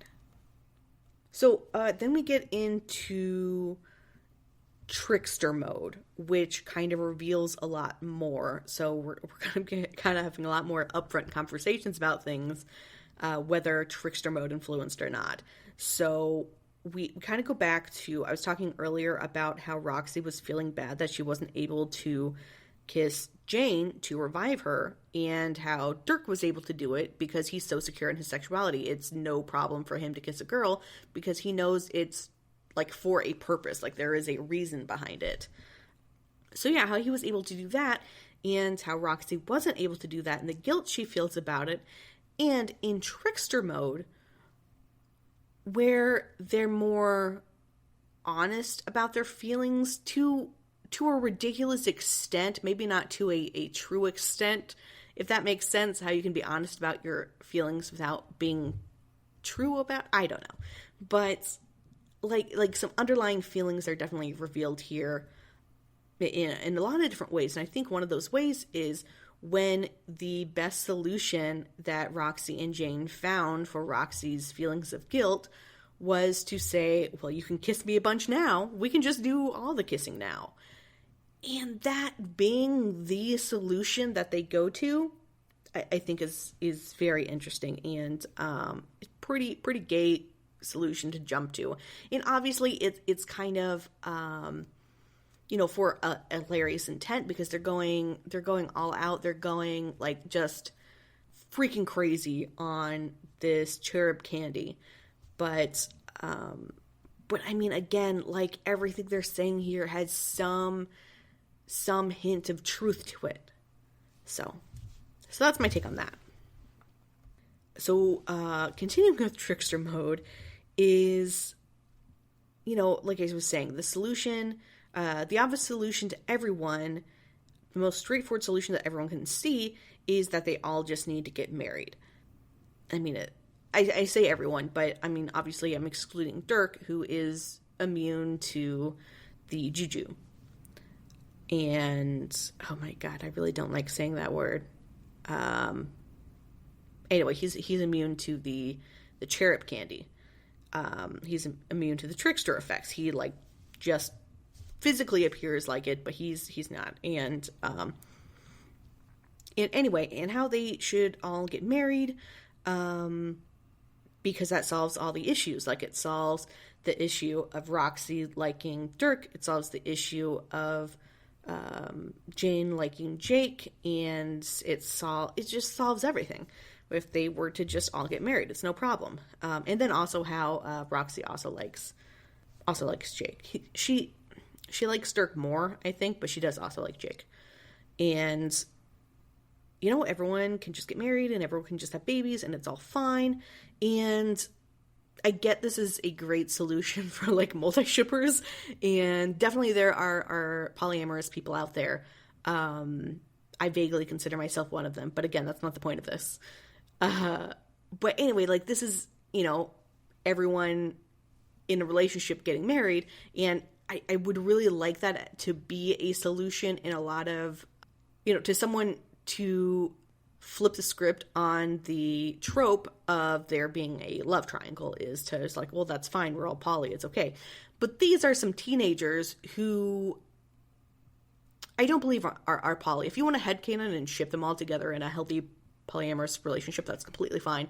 I'm not saying against that. I love doing that as well. But in the Homestuck canon, these are all a bunch of teenagers who just have confusing emotions, and there's no real simple way to fix it, realistically. And a bunch of teenagers all getting married so they don't have to overthink their feelings is obviously not the solution here. Which, this is all kind of background. Like, I know I'm talking about a lot of different gender ships, which isn't sort of what we're here for, but it's kind of background for when Jake proposes to Dirk, basically. And Dirk gets so mad because that's not what he's about. He's not about these quick, easy solutions. He's not about ignoring the problems at hand.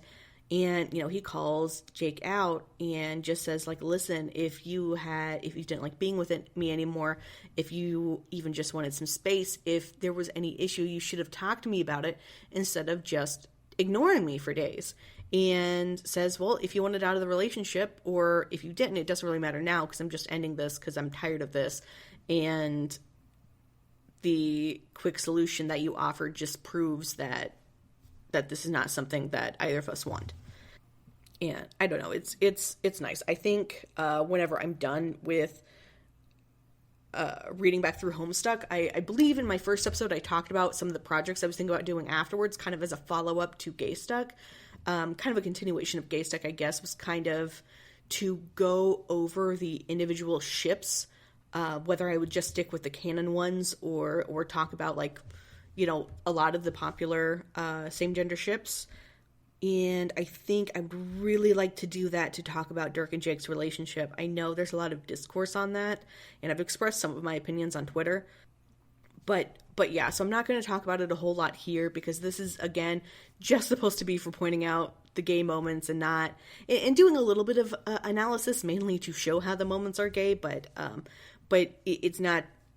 I could spend an episode talking about Dirk and Jake's relationship probably, and I'm spending a lot of time on it now rather than just acknowledging that it's here and like some analysis, but yeah, anyway, kind of rambling about nothing, which if you've stuck with me for this long, if you've listened to my other episodes, that's what I'm about. So, and the whole trickster venture in general, kind of getting back to that, ends up being very awkward for everyone as they're done with it, as they're having their trickster hangover, and they are sitting on their quest beds waiting for death, which is, I guess, some sort of analogy for a hangover, I guess. But so, and how we have it set up here is Dirk is only talking to Jane, and Jake is only talking to Roxy, and Roxy and Jane are talking to each other as well. So, and this is how Dirk and Jane finally discuss their feelings for Jake. I don't believe Dirk and Jane have really talked a lot up to this point, and they definitely haven't really talked about Jake. So now they're finally being like, yeah, Dirk being like, I knew you felt that way, I just didn't want to acknowledge it. And kind of like just theorizing on their different things, and both saying that they saw the other as having the advantage in pursuing Jake.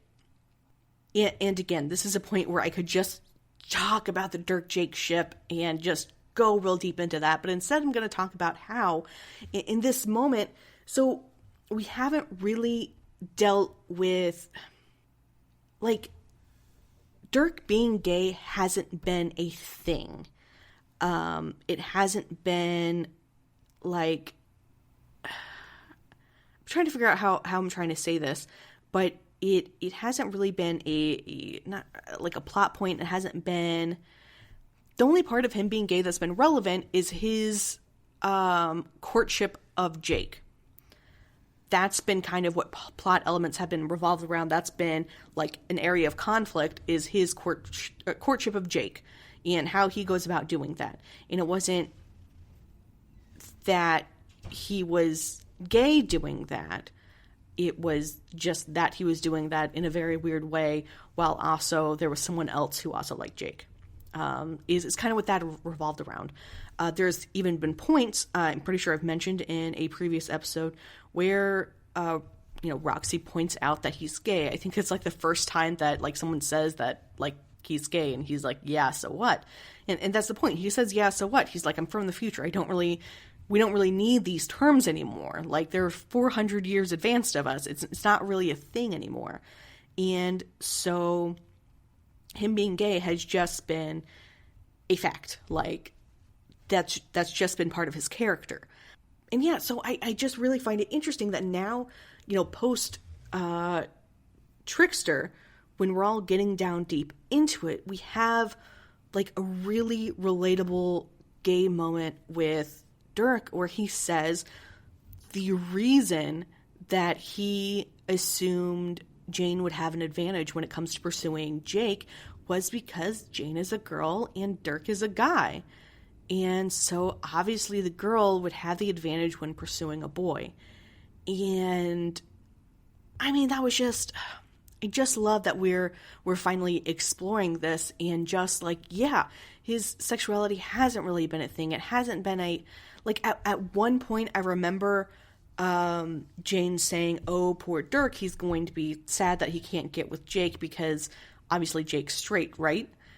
So it was kind of assumed on Jane's end that there'd be no way that Dirk could get with Jake because Dirk's a guy. But, like, we haven't seen it from Jake's point of view, where Jake is thinking that, because he's very, I'm not sure I want to say confident in who he is. Like, he's definitely true to himself and who he feels himself to be. That doesn't necessarily mean, like he talks about later, like, he doesn't necessarily, or I guess he talks about earlier, he doesn't necessarily like himself a whole lot all the time. But he definitely has a strong sense of self and who he is, and he never had a problem with him being gay. Like, it's just been considered a fact that he's known. He didn't go through, or at least we're not shown a period where he's confused about his feelings or confused about his sexuality or anything like that. It's just like, this is Dirk, he is gay, that's fine, he's from the future, he doesn't give a shit.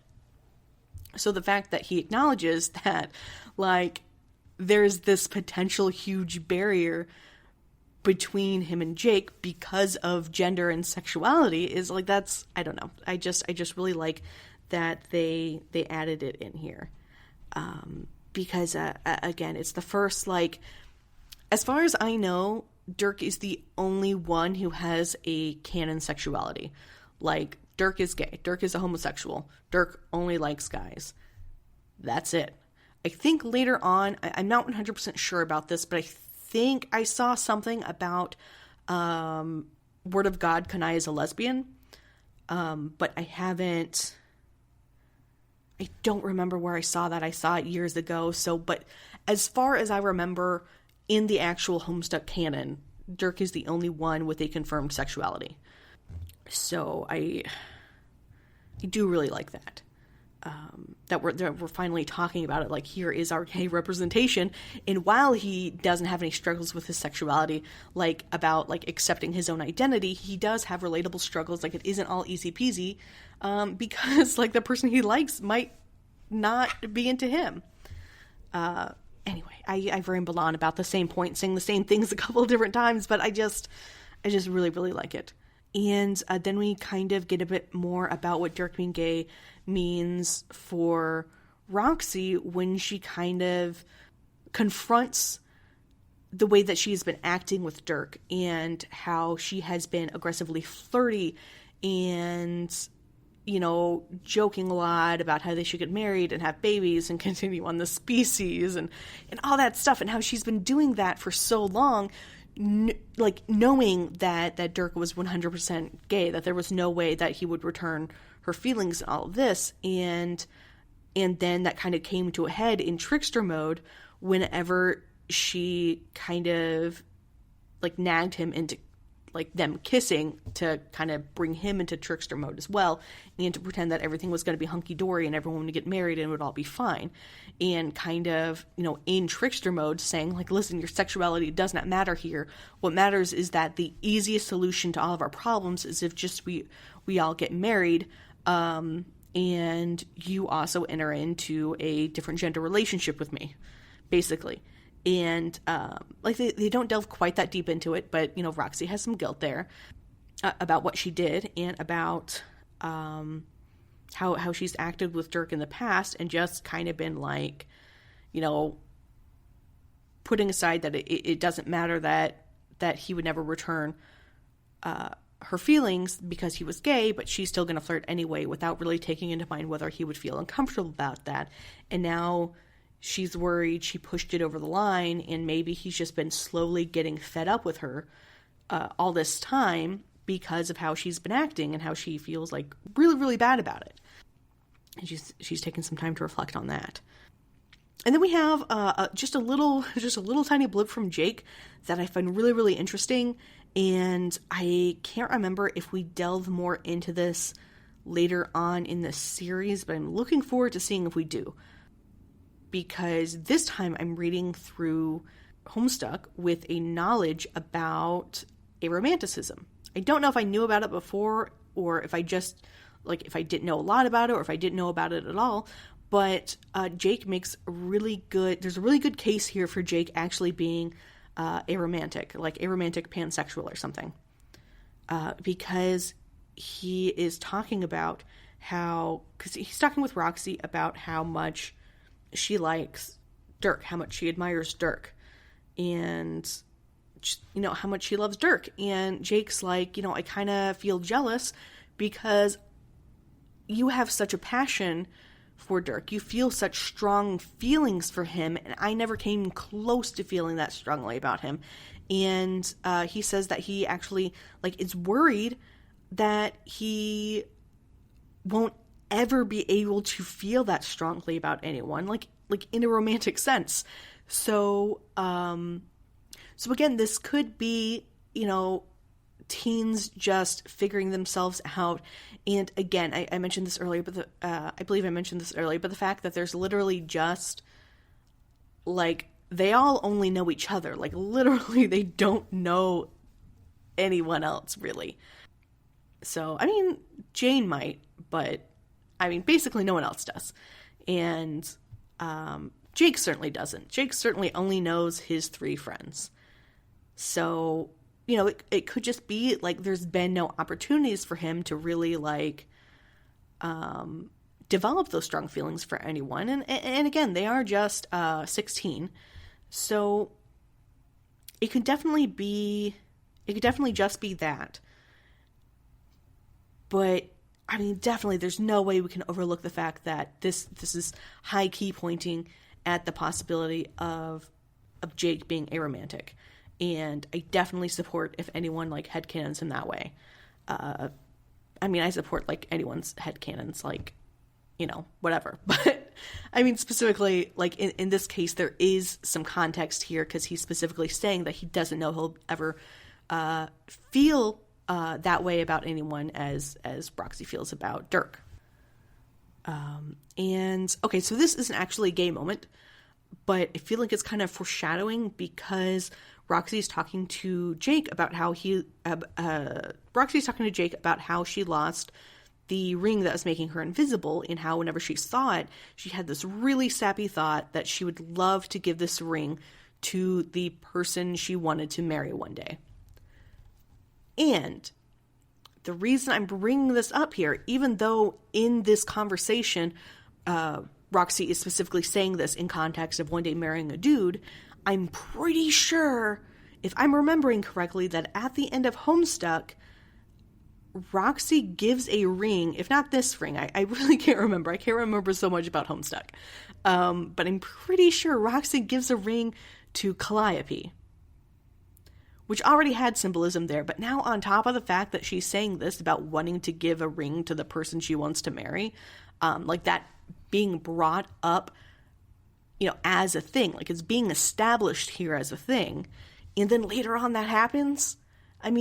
Again, it's way early foreshadowing, but it is here. So we end with Dirk again, more discussing his sexuality and kind of the impact that it has on his friendships, rather than specifically about him and Jake. And he talks about how, because he's talking to Jane about how Roxy doesn't want to talk to him because she feels bad for about how she's been acting towards him and all the excessive flirting and everything. And he's like, no, I don't feel fed up with her or anything like that. I don't feel frustrated with her or anything. And he says that he only feels guilty that he can't give her the life that she wants. He can't give her a romantic relationship. He can't give her anything that she wants from him, besides just friendship, because he has to remain true to himself, even at the cost of not giving a person he loves something that he feels she deserves. And he feels that she deserves a great relationship, and he wishes that, he could give that to her, but ultimately he has to stay true to himself, and he is a gay man, even if it comes down to, like, perpetuating the species, like, keeping humanity going, under the assumption that Esper wasn't going to be a thing that happened. Like, if it was just them, the last two humans on the face of the planet, like, he still couldn't do anything, because above all, he is true to himself. And so I really like that. I'm not saying that his feelings are right, that it's a good and healthy thing that he feels guilty about not being able to be in a different gender relationship. It's more complicated than that, but I do like that, he does care about his friends deeply, and he does talk about how ultimately he does have to be true to himself no matter the consequences.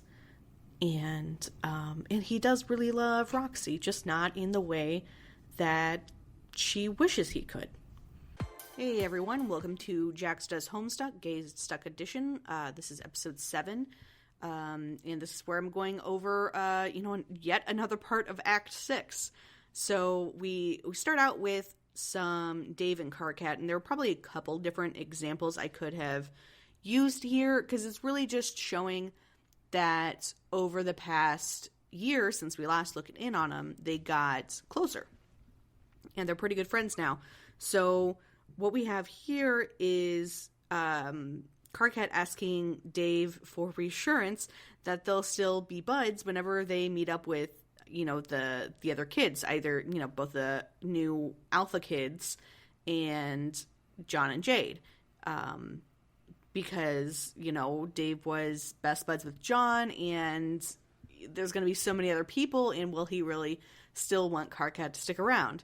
And Dave says, dude, that's like a super fucking neurotic thing to ask. Of course I'm going to still be friends with you.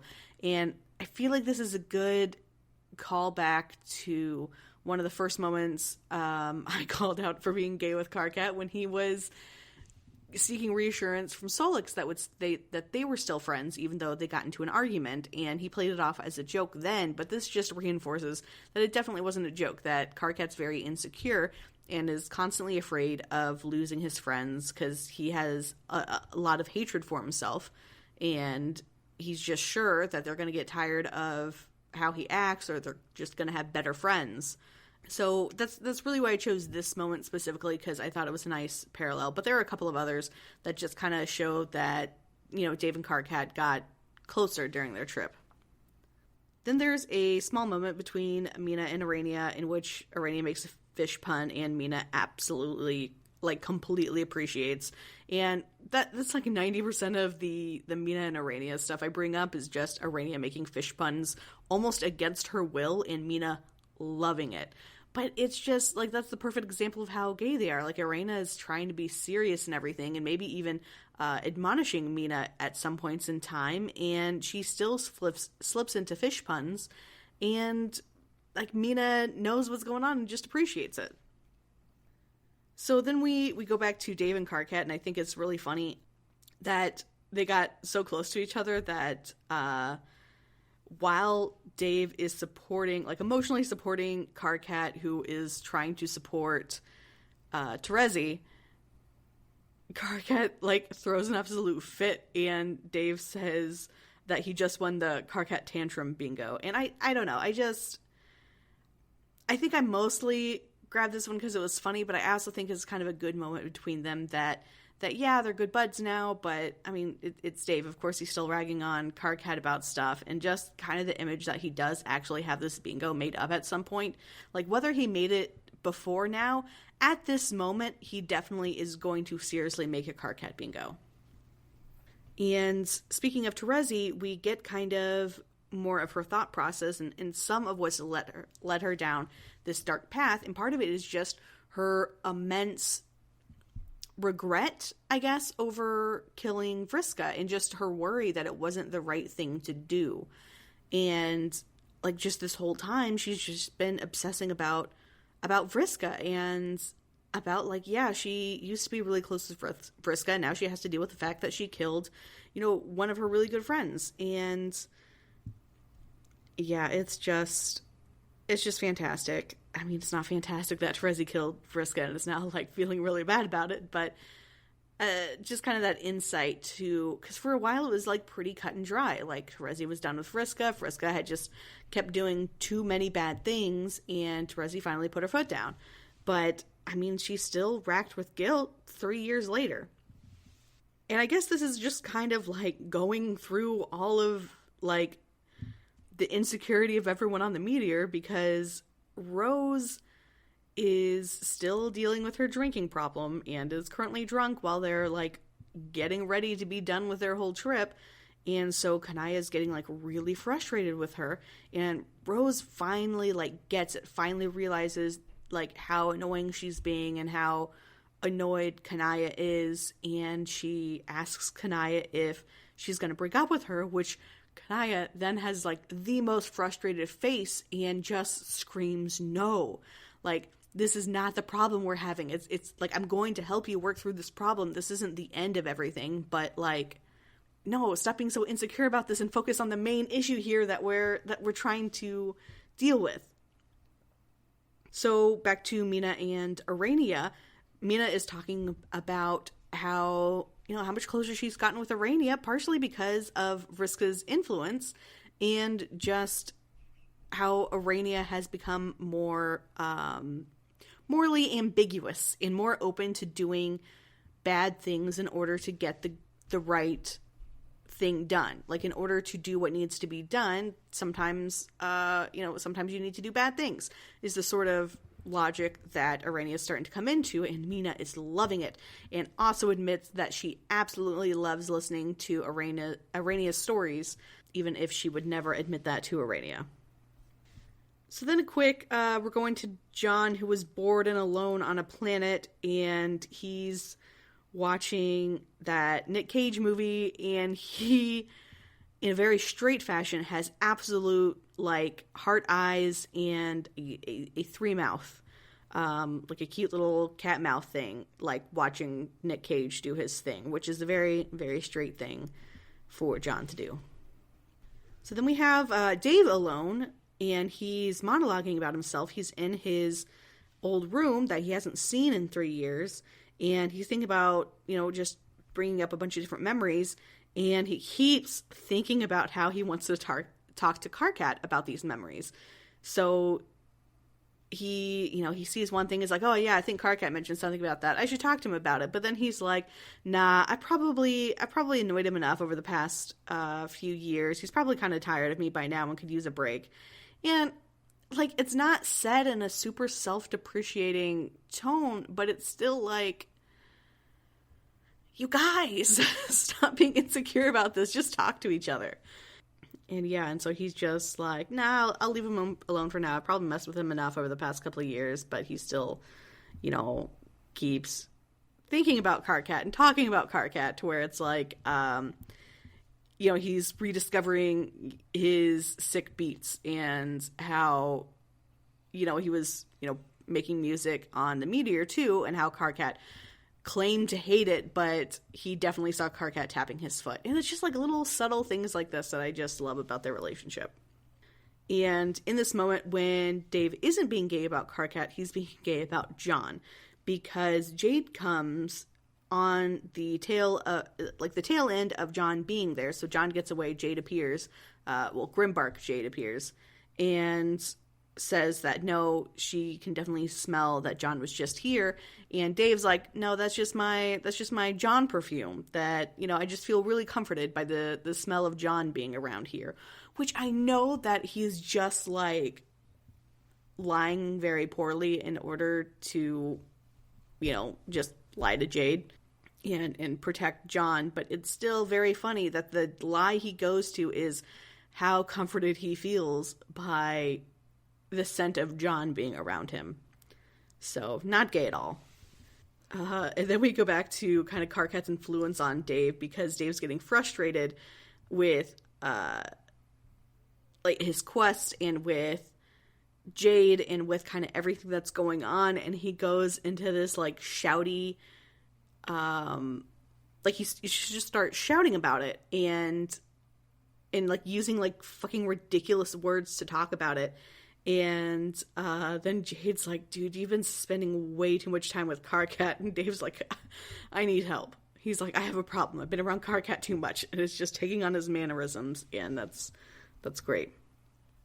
And then we have just another reminder that, Kanaya and Rose are definitely dating. If you haven't been sure about it before, I don't know. I'm just bringing up, I told you I'd bring up all the gay moments, so even though it's already confirmed that, yes, they're definitely, like, dating and everything, Rose calls Kanaya her girlfriend, and even though she's being like, yeah, my girlfriend thinks I'm an idiot, and it's like, I don't really want to talk to Kanaya right now because she thinks I'm an idiot, it's still nice. Every time that Rose gets to call Kanaya her girlfriend is fantastic. So we end with John alluding to kind of some good Vriska and Terezi stuff by recognizing that in her own way, Terezi is almost as crazy as Vriska. So yeah, John finally meets up with Terezi for the first time and talks to Terezi. Well, I guess the second time. But anyway, finally talks to Terezi and he's just like, you're almost as crazy as her. And it's just, I don't know. It's nice that John is here to kind of verbalize the parallels we're seeing. Okay, so I know I said that was the last one. Actually, we're going to have some more here. These are going to be more kind of fast, I think. They're just more some kind of like little mentions rather than anything huge. So I'll kind of blast through this. And explain what's going on at the end.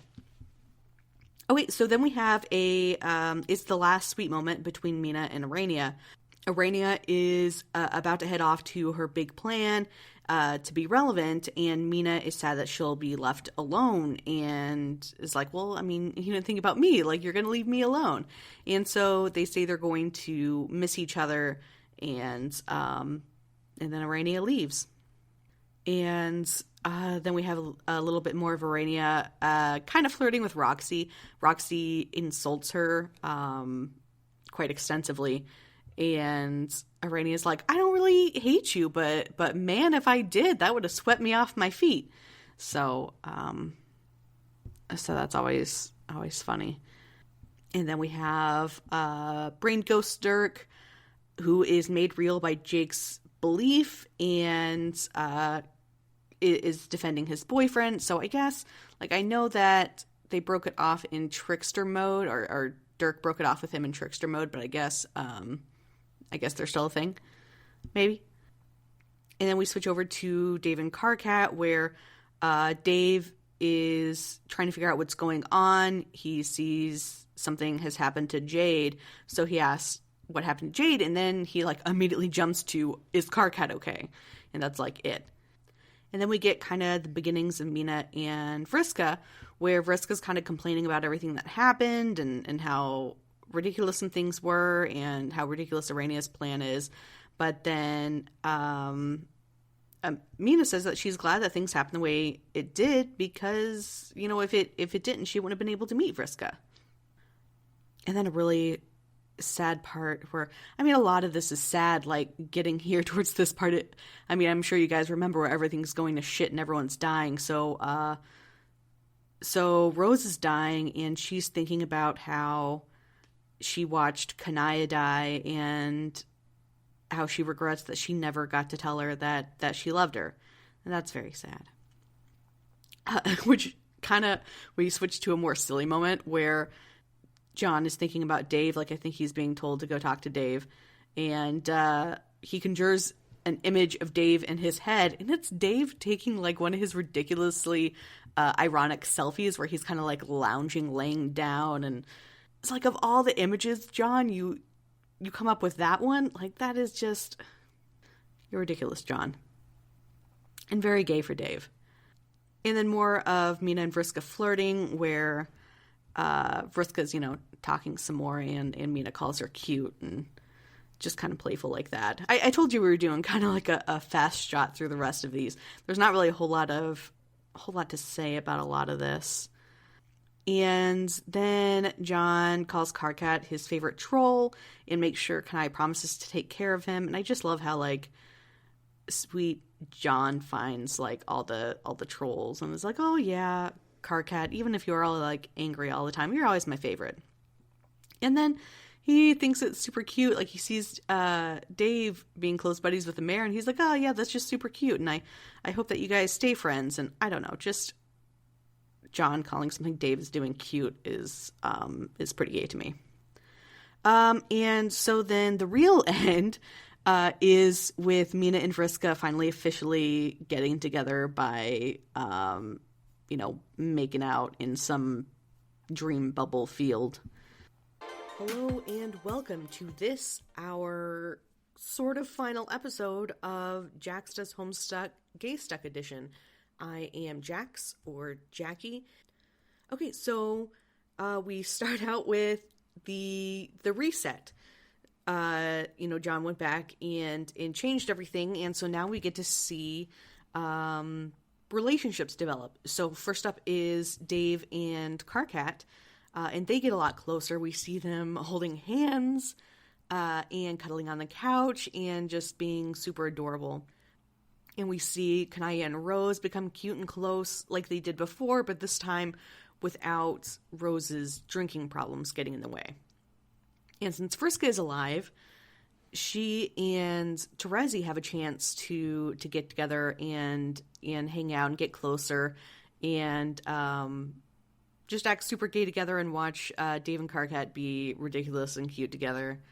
And it's wonderful. And so, yeah, and at the end of our little recap of what happened in the past 3 years, we get Vriska saying that there's no way that she'd be able to do this without Terezi. And it's really sweet that they're just there for each other. And then we get into Dave. And I'll go deeper into this whenever we get to Dave's specific episode. But, God, I love the Striders. So basically, Dave is talking to John about how things changed on the Meteor and how, like, spending 3 years around an entirely different culture that has, like, entirely different views on relationships and stuff kind of changes your perspective. And how, like, all these ideas that you built up about yourself and what your identity is supposed to be doesn't really matter. And to just kind of, like, let that all go and figure out who you really are and all that kind of, it sounds cheesy when I'm saying it, but I really like the way that Dave phrased everything. And this is also my justification for how John is bi and hasn't figured it out yet, because Dave spends a lot of time talking about how society kind of showed them how they're supposed to act and how they're supposed to be, and being away from that and being around another culture helped Dave kind of figure that out. And John still hasn't figured that out, and he still has it in his head how he's supposed to be, and that includes being heterosexual.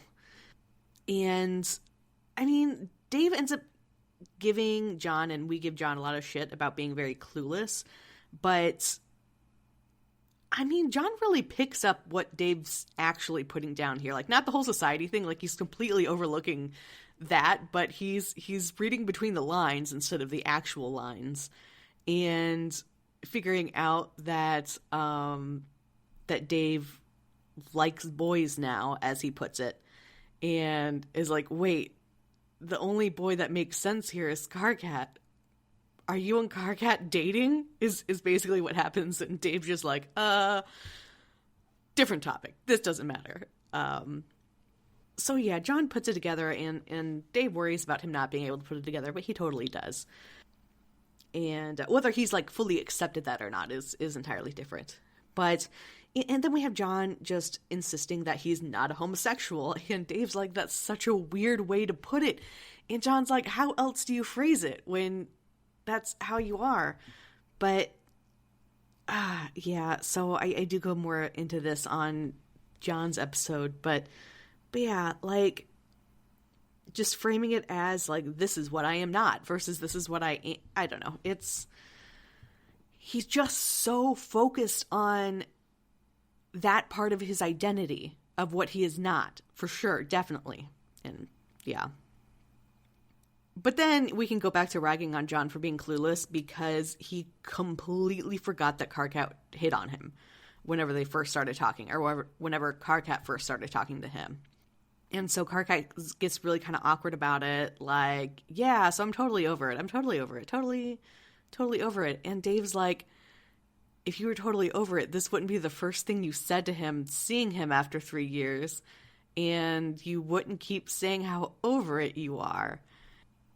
And Dave's like, you didn't bring this up to me. We didn't talk about this. I could have told you, like, how much John isn't really capable of hating people. And Karkat's just really embarrassed about it. And how, yeah, like, after getting to know John, he could see that, like, his feelings would never be returned, like, disregarding the whole gay thing, but just because John has a hard time feeling that way about anyone. But speaking of that, John just kind of proves how much he doesn't want to examine his own feelings, because so this is talking about straight stuff, but how John actually has these, how Karkat says John actually has these black feelings for Terezi, how everything he's saying about how he feels like Terezi feels like, or like sounds like it, just classic black feelings. And instead of confronting this, John is like, cool, I'll just suppress this and never think about it ever again. And yeah, that's just how John deals with stuff. Is this doesn't fit my narrative. Nope, it's gone. But then there's a little cute moment where Dave shows how insecure he is, where John's talking about how, yeah, sure, he gets annoyed by people sometimes. And Dave's like who? Me? Do I annoy you? And John's like, no, not you. And I don't know, that's just, they're all just so insecure about stuff, especially like the Striders and Karkat. And then we go over to Tavra Sprite hitting on Jake, because everyone hits on Jake. Everyone finds Jake like irresistibly attractive, and it's hilarious. And then Vrisk is talking to Terezi about how adorable Karkat and Dave are in whatever quadrant they ended up in. So we just get more confirmation, like, hey, if them cuddling on the couch wasn't enough, they're definitely, like, something. And then we get confirmation that Vriska and Terezi are indeed morals. It's just very nice that they have each other for that.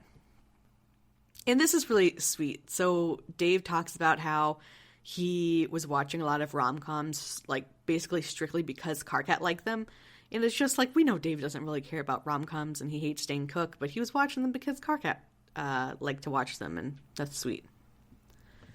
And then we have Roxy definitely being gay for Jane. Like, I know it's just like acknowledging your friend is attractive isn't necessarily like having the hots for them, but she goes like way out in her description of how hot Jane is. And Jane is also just one of those people that everyone finds attractive, and it's, yeah, just Jane and Jake. And John talks more about how cute he finds Dave talking to the mayor. And going back to Jane, even Rose slips up and calls Jane's mom hot. John's mom hot. Jane. Sorry, I was reading that weird. So, and then Jane, like, reciprocates by calling Rose Sprite hot. So all these girls are gay for each other. And then we have the ring giving that I've been talking about, where Roxy gives Calliope a ring. And I know I didn't remember the context for this when I first started talking about it, and I slowly, like, was remembering. But it's still valid. Like, I know that she's just bringing her back to life, but I mean, that's romantic too. And I don't know. To have her say that she wanted to, like, in canon, specifically say that she wanted to give a ring to someone that she was going to marry, and then she ends up giving a ring that is basically one of a pair for the one she was originally talking about to a person, it's there. I mean, it's, the subtext is there. So yeah, and then they end up holding hands. So I mean, it's there. And then we get who I think is the gayest character ever, Jaspero Sprite, who does not have any hesitation in telling people that she finds them attractive. And like, yeah, hey, John's hot mom. It wasn't a Freudian slip. Like the last time I said it deliberately this time. And it's so funny. And Roxy pulls Calliope aside because she's greedy, apparently, and wants to keep Calliope to herself. Because, I mean, again, like, they're so gay. It's so cute. And John calls Rose and Kanaya a cute couple, which I think is really interesting, and I'm going to have to remember to talk about for the next episode, because, because he's totally, like, on board with Rose and Kanaya being a couple, but there's just some hesitation when it comes to Dave, so I'll have to remember to talk about that for the next episode. I'll make a note for myself. And yeah, and then Roxy also comments on them being in a relationship, being like, hey, so are you two girlfriends? And, Kanaya basically confirms it after clarifying what girlfriend meant. So, it's cute. And she approves. So, mother/daughter approval. And then the circuits just can't stay away from Mina, because Mina is up giving her, like, bossy speech to the host of the Undead, and Vriska is just loving the shit out of it. And there's more Jasper Rose Sprite, and this is where she is pursuing Nepeta Sprite, who is kind of along for the ride at this point. Like, she's not used to people being so forward or anyone liking her or anything like that, so she doesn't really know what to do. But Jasper Rose Sprite does make sure to stop a couple of times and say, like, hey, are you okay with me calling this a date? Are you okay with this? Are you sure it's fine? So I really appreciate that. I think she's still definitely being really, really pushy about it, but she does, like, stop and double check.